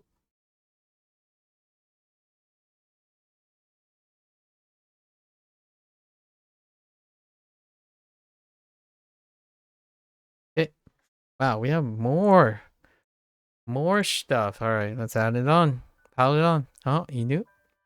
Remember the big guy that helps you remember the big radical? And now the big guy has something on his shoulder. What is that? You look and see that it has a doggo up there. Perched as if it were a parrot or a cat or something. Dogs aren't supposed to be up on people's shoulders, but this guy's huge, right? Huge. Makes it work. Fair enough. Zen. Yeah, Inu, Zen, and interesting. Joe. Zo. No, Joe. Okay. King.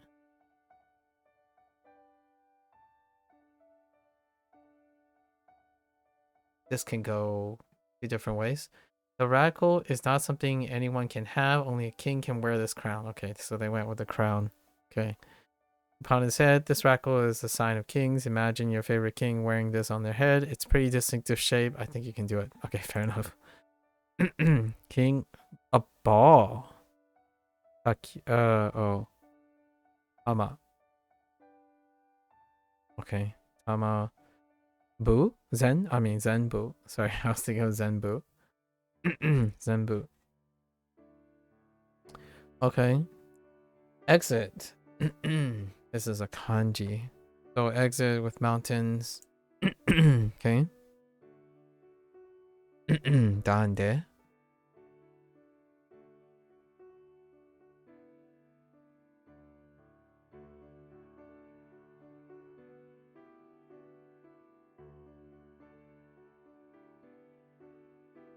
Hey, there are 2 mountains in front of you, and probably a bunch more around you too.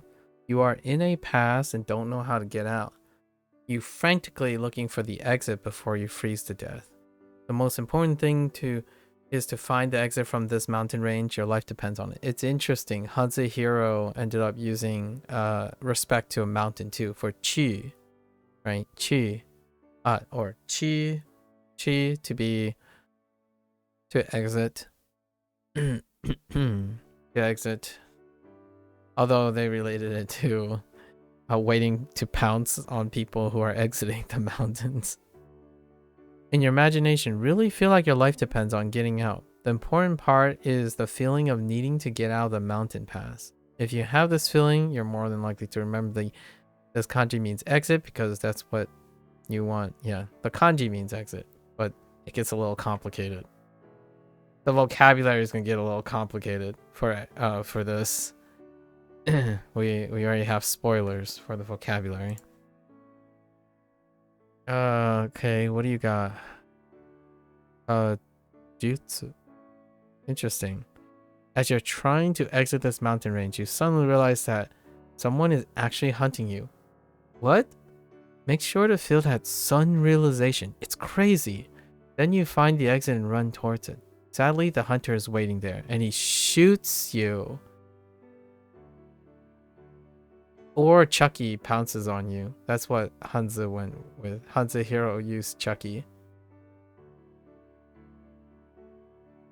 Ready to unalive you at the mountain entrance. Knocking you down. Shutsu. Ah, I like it. Shutsu. Jutsu. Focus on the surprise of realizing you're being hunted while trying to find the exit of the mountain. Then focus on the next part where you get shot. You in your head as the hunter shooting you. Pow? Instead of pew pew? Come on, Ko. Pew pew. Yeah. Okay, so they only focus on the out first. Okay. So we have Dasu, Deru, Dasu, Deru, and Dekuji. Okay. Alright. Input. Interesting. That's enter and power. Alright. Enter, entry, input. Okay. Enter something with all your strength, and you will look down to see that what you're doing is inputting data.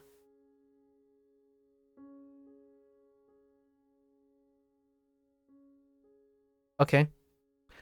You're inputting it right now into this site. The answers you enter into WaniKani with all your strength can be said with this word. Wow, full circle already, and you're only on level 2. Look at you go. All right, Ko. No need for flattery. We're here to stay for longer than level 2. All right. Oh my goodness. New入力 入力 入力 入力入力 入力 入力 okay, yes, it's a jukogo jukugo word, which usually means right onyomi. So did I know the new? I'm not sure if I know. No, I didn't, right? Well, we have chikara and hi. Since that character has 2 on your me, here's a mnemonic to help you remember which one it is. Wait. Oh no, the other one is new. Yeah, the new TP, right? And your new TP. Oh yeah, new. Yeah, new, and then we have to learn the alternative. Where you work, inputting things earns you new roku. New look. Not only is your job only about entering things into a computer, you're also paid exclusively in new look. New looks. Maybe consider a career change? Boy, howdy. Ko, that one's a tough one.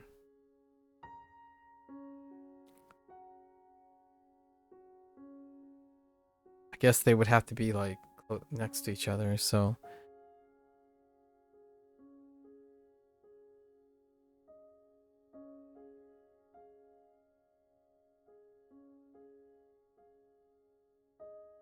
What the heck? This one's kind of tough. Oh, how would you spin the new roku? I could get close to like no luck or new luck, right? New luck. When you're working, inputting things, you might encounter new luck. New roku. It's close, but it's not roku. It would be ruku. Or it could be roku. And then not only is your job, and then you could get lucky, basically new luck. But new roku. Oh my gosh, that's that one's a little tough. It's absurd enough to be memorable though. And then of course last oracle, middle. Okay. There's a stick going right through the middle of someone's mouth. Yes, exactly. Imagine that mouth being yours. Measure the placement of the stick. Perfectly aligned right in the middle. Yeah. Classic. Middle, I guess chu. Yeah, chu. Relationship. It can't be anywhere near C. Naka. Really? Naka. Oh. And then another Chu. Okay. Okay. So, middle, king's crown, and big guy with a dog perched. And then we have the exit, mountain getting pew-pewed, right? Shutsu. Shutsu. Right? Shutsu. And this one's a bit of a stretch, so we're just gonna do right, enter with all our might, right? However, for whatever reason on our job we get new roku on it. Oh boy. Boy howdy. An input. Okay. All right. Fair enough.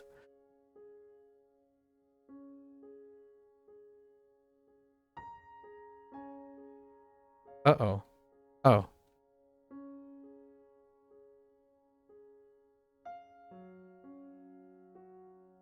Shutsu. Okay. Oh.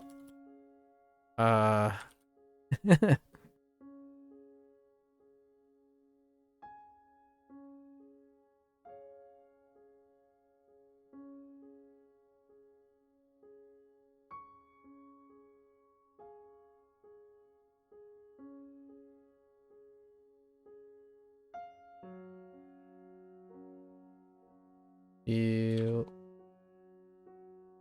Ryoku. New Ryoku.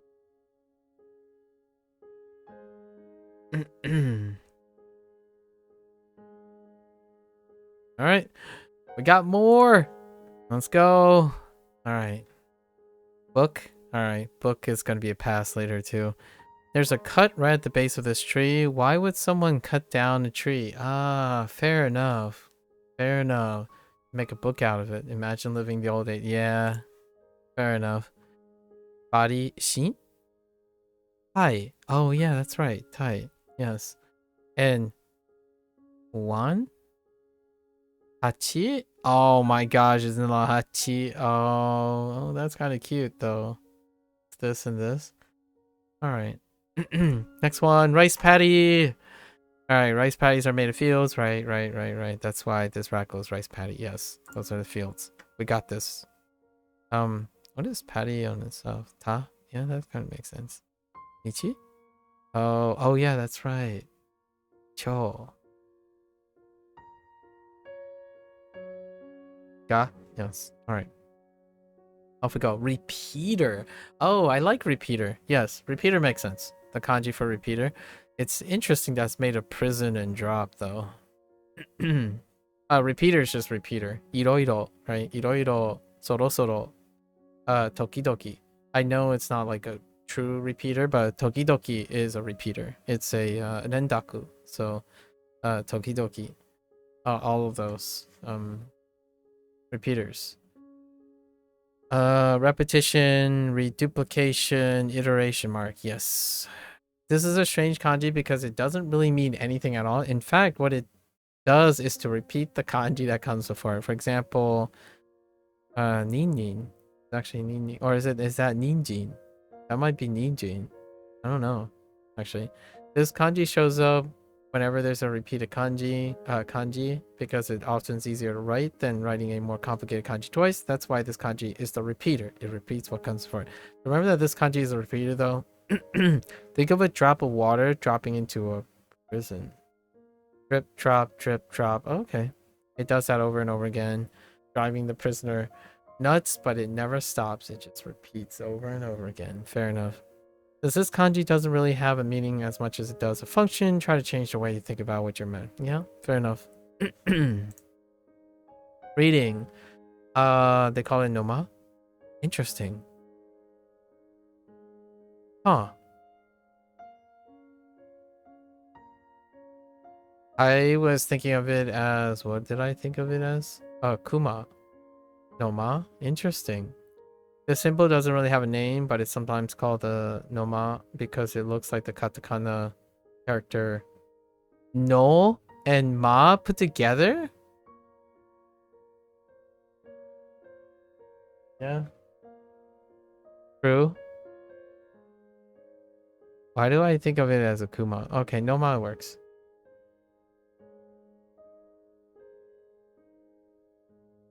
Yeah. Yeah, it's kind of the same idea. So we'll go with a noma. Noma makes sense. Yeah. If you know katakana, then this will be easier to read. If you don't, think of it this way. Your mom is the repeater. She's trying to force feed you over and over again until you explode. Literally. You keep yelling, no, mom. But she doesn't stop. She's on He's on a repeating track, never stopping, repeating forever. Oh, that's kind of cute and also very relatable at the same time. If you feel like you're so full you're about to burst, and if you imagine your mom doing this to you, how could you, ma? You should be able to remember the reading of this kanji. That being said, the reading is mostly only useful in the event that you have to identify a noma. Otherwise, you won't see it much. Alright, fair enough. White? Yeah.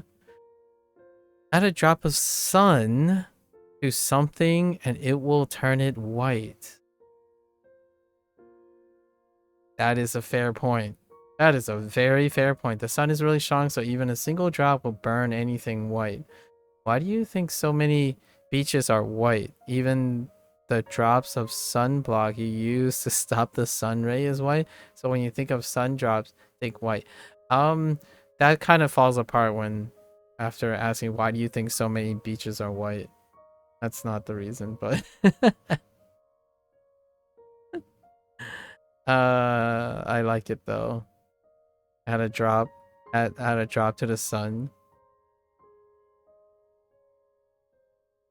Here's a glimpse of kanji. White, of course. Ooh. Haku. Haku.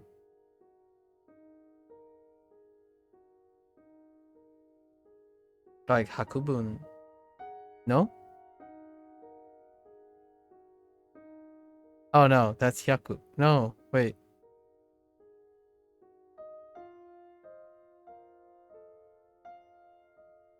I have examples of this. It's not coming to mind though. It's fine. Huh. Raku. Interesting, Raku. What else can you be? Oh no, this is fine. Shu. Shu, it's fine. Our first vocabulary, Nenshu, to practice. So, Shu. Okay. Alright, white. Got it. Eyes. Meh. Alright. So the iris in the middle of the eyes. Oh no, are they gonna make the no? Remember that they are no round things in kanji, so square things take their place. This makes this really realistic. Square eyes. This is pretty realistic. You just have to squint with your eyes, your real eyes a bit. Yeah. All right. Radical eyes, and then of course meh. Fix. Naosu. Or now? Oh, choku. Yeah, naosu is kunyomi because of the verb, and it has okurigana after, so it uses kunyomi. But choku, choku, and then natsu. Okay. Aha. Intriguing. So they consider the lid, or like the upside down lid, as a separate element on top of eye. Oh, okay. I was thinking maybe it's a drop on the eye, so you get an eye drop, and then it's ground with an eye drop, but that's not how that works apparently. Interesting. All right. So we got a rice patty. No ma. Oh, whoops. Repeater. Look. No ma. Wait. We got more? Alright, just lead it in. Let's go. Stand. Not that type of stand, guys. Not that type of stand. Other stand. Two sticks are propping up off the ground, off of a lid. Two sticks are propping up a lid. Okay, got it. That they're making it stand up. Oh, okay. I like it. Straightforward. Oh, we're down to the last three. Yeah. So is this still ta? No. Ritsu. Interesting. Or okay. On makes sense. Oya, no. Is it Oya? No, Shin. Right, Shin. Oh yeah, that makes sense actually. Shin. Right. Oya is I don't know. That's probably kunyomi. All right. So we got stand, right? Make the lid stand up. Cow, ushi. There's a cross and a gun. Cross, gun. Cross, gun. You're using the cross to stabilize the gun because you need to shoot a cow for dinner. Alright. Fair enough. You bring your cross because you need to bless the cow once you've killed it. Aww. Oh, sorry. That is so multi-purpose, and I love it. Now it's really hard to forget that, actually. And it's also a good stand for your gun or cow. Yeah, but that's excellent. It integrates the spiritualism in the idea. That's a nice one. That's a really, really nice one. I really like this mnemonic. Okay, ushi. Or actually, what is this called? Oh, gyu. Yeah, that's right. Gyu.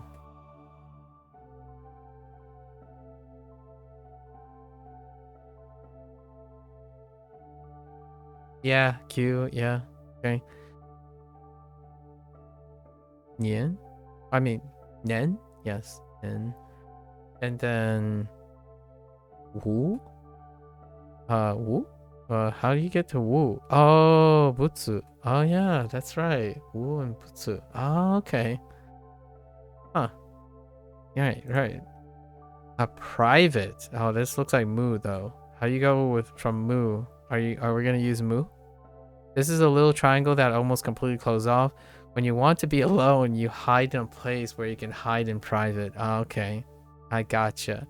That's why this is the private radical. You're closing yourself off to the rest of the world with just a little people. I thought they might go the mu route. Like it looks like the katakana symbol mu. But interesting.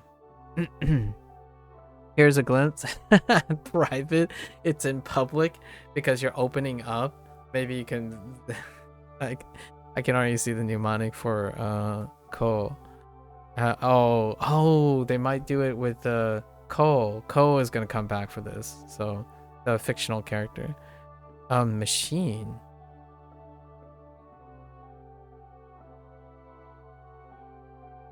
Oh, die. Oh, okay. Yeah. Okay. Hiro. Hiro.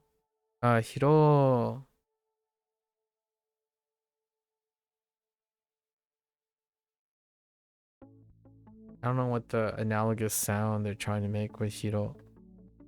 Okay, so close off, trader. It's hard to forget cow, but gun, cross, yes, and then stand propping up the lid. Got it. Nice. Oh.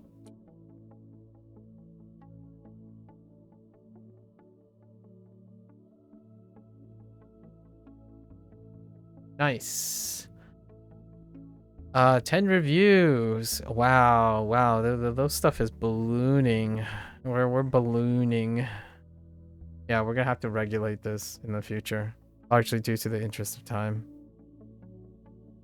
Okay. Let's do our review. Wawa.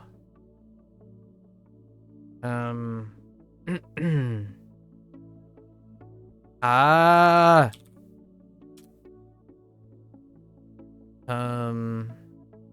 Wait.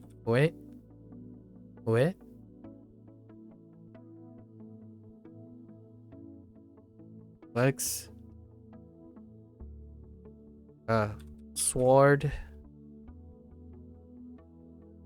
Dirt.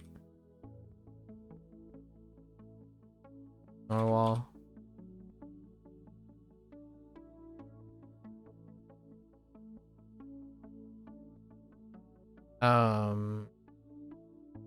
Pass.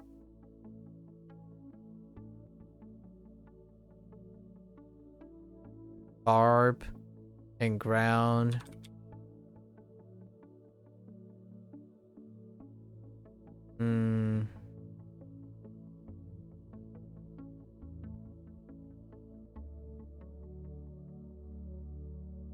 I was a bit off.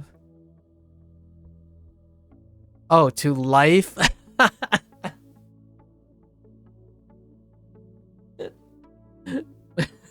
That's, sorry, that's clearly a typo. I'm clearly off. It's like, oh yeah, to life something. All right. Oh, that's gonna be an inside joke at some point. To life something. Okay. No comment.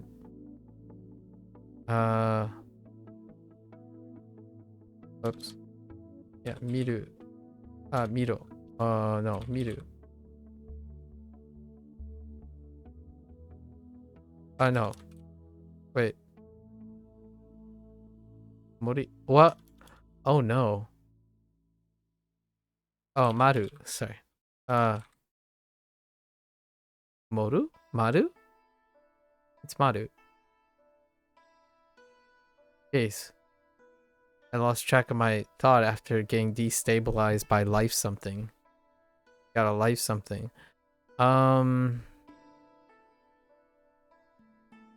Right, this is the very elaborate, talented cyborg. Popping up slides.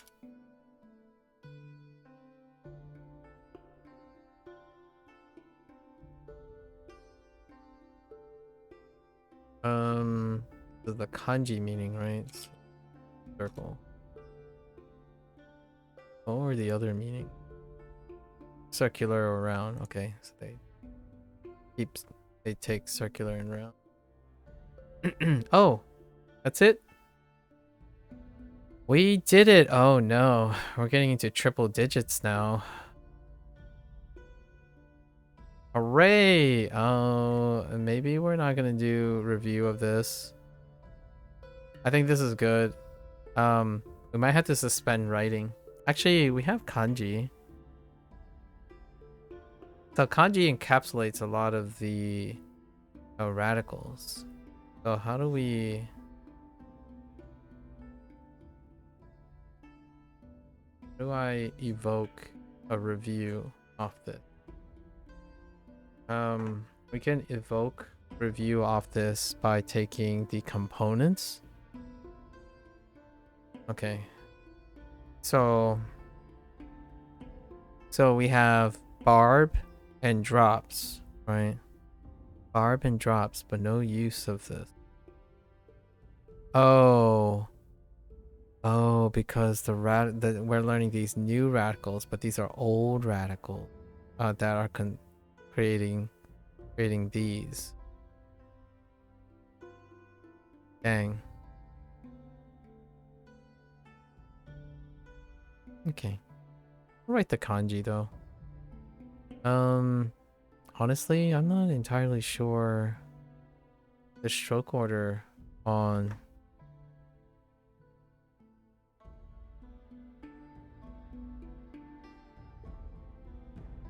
this one.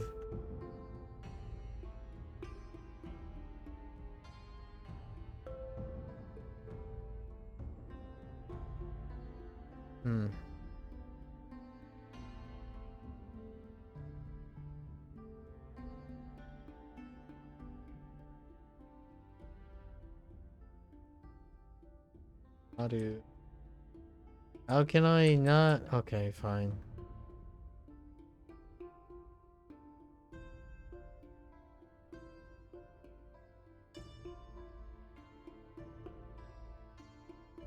Okay, it's the same. That's fine. I gotta double check these stroke orders. Gives me an opportunity. Alright, so...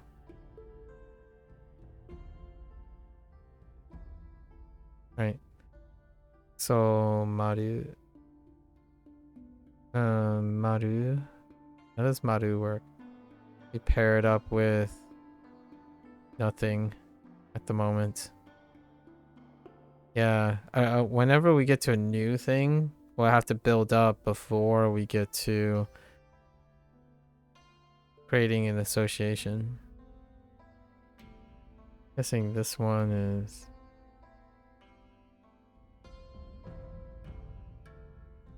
Oops. That's a barb.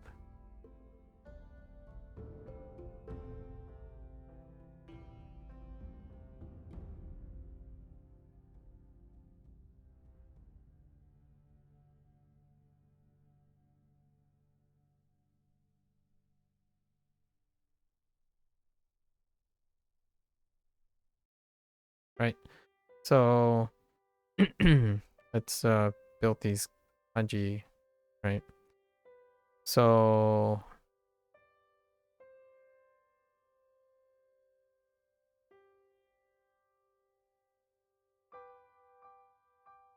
we have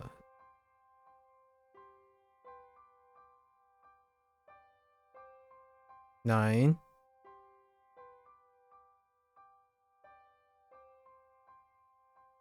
and drop.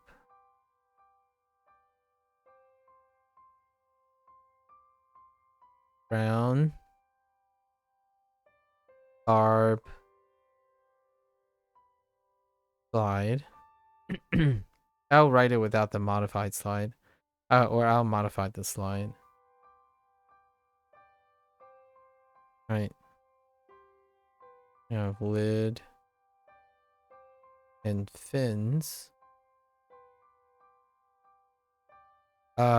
This is straight up pass, right? It's a pass.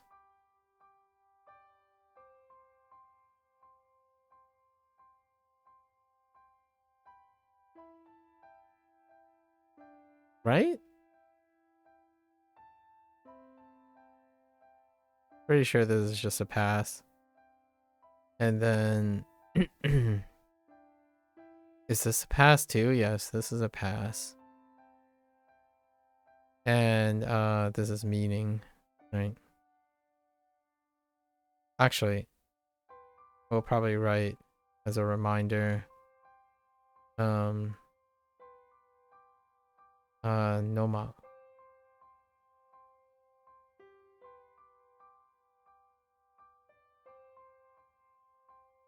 So probably now I'm thinking, so radicals will break kanji up into radicals as we're going. And then try to connect the vocabulary by meaning using the kanji. And I can see why now that they've separated the mnemonics for the radicals and the kanji, which pretty much confirms my suspicions about when Hanzahiro, when Kevin made the video, they were talking about like what are the differences, and then they were highlighting something. It made it seem like, oh, it's because it's something, a design choice that they made, but what is the chicken or the egg? Like, is it inherent to the difference between Chinese and Japanese? And I would actually think it's a little bit of both. It's actually that design difference is very appealing to combine all the mnemonics and the construction of the meaning into one mnemonic. But this one, I can definitely see I'm already inherently trying to do it this way, where I'm taking the kanji and I'm breaking it up into the radicals. And then the radicals have their own meaning. So all this now is shorthand for their own mnemonics, right? So all of these have mnemonics each.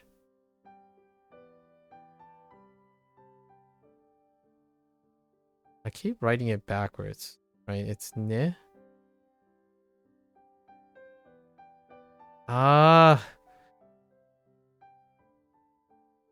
No, I don't know.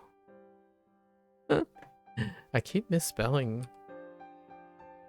Oh, no. I was spelling it correctly the other way. Okay. So all of these have, right, mnemonics. So all of these pieces will have me, and with the exception of these. So we'll use a notation for quotes or something. And then these will have meanings predicated off these into this.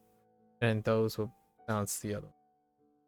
Vocabulary words. Ooh, we have a lot of vocabulary words. Where are the I guess the vocabulary words are down here. Oh no. Okay, hold up. Go look at the vocabulary words. Oh, it's gonna be hard to keep track of the vocabulary words. So, hoteru, hoteru, ohayo,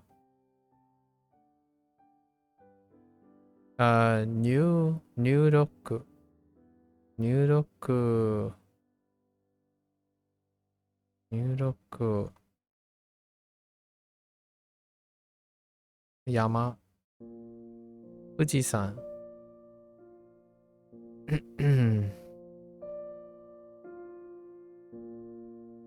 Okay, ue, ue, ageru, and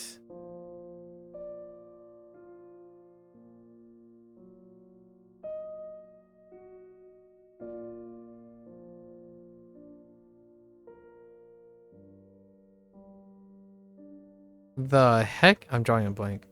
Oh, wait. No, I'm drawing a blank. It's to climb noble. Oh yeah, noboru. Right.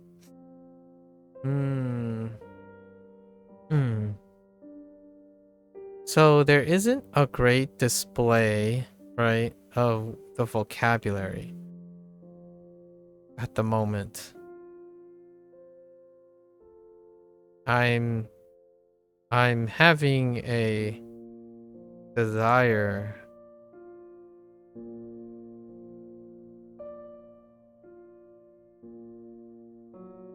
of the recent unlock on vocabulary.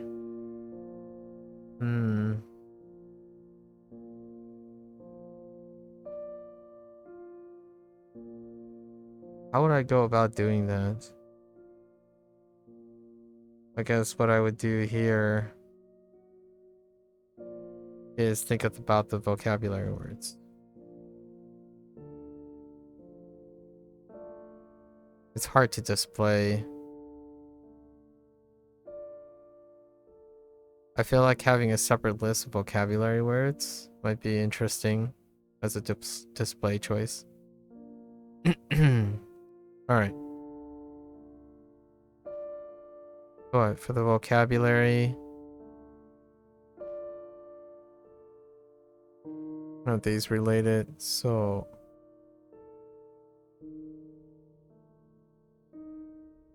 Noboru. Noboru...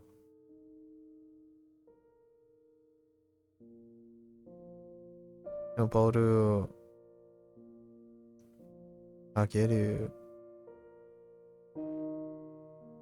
Ageru... Ue... And then we have...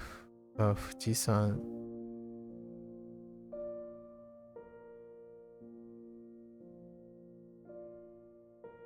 Along with Yama.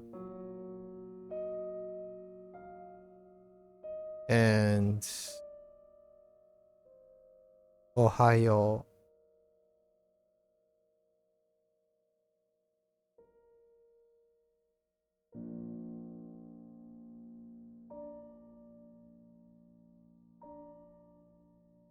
Oh yeah, no, that's fine.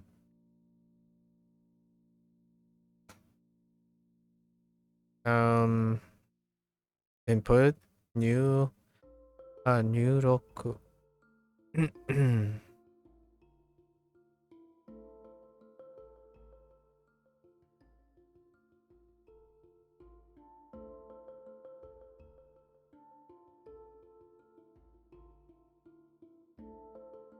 Hitting things with all your strength.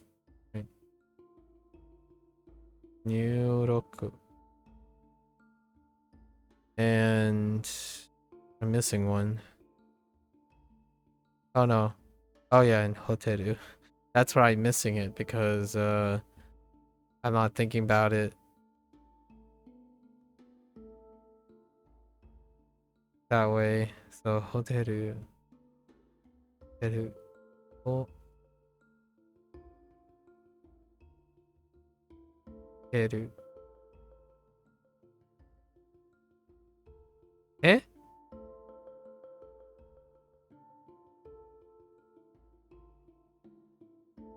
Trey, is there a scale on that? Oh no, it's a slide. Oh no. It's a slide, it's not a barb. I gotta be careful of that.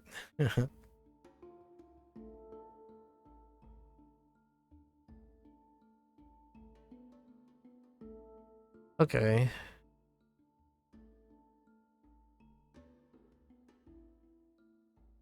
There's gotta be a, we gotta think of a more convenient way of doing this.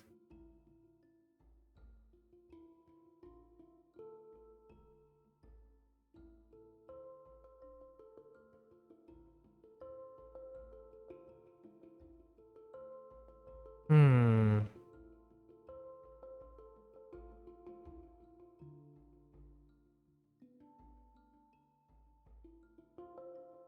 Yep. I have to think about it. These are the new vocabulary words for today. All right, not bad, not bad. Good enough. Think about how I'm gonna go about focusing on how I'm gonna do a quick review. Every day you're learning something. There hasn't been a downtime in a while. I think no. I think though, now we have some downtime. So the first day is gonna be a little tough. The first day of a new level is gonna be a little tough. So we'll iron it out. So I could focus here because it's a new level, and then slowly band it into the vocabulary as we're going. Right. Okay. All right. That's a wrap for WaniKani today. 3 hours. I was being a little bit as efficient as possible today. Not a lot of digressions, but hey. All right, folks. That's it for WaniKani. If you're gonna watch this later, arigatou gozaimasu. And for those who are only interested in WaniKani in Japanese, thank you again. Until next time, mata ne, ja ne, minasan.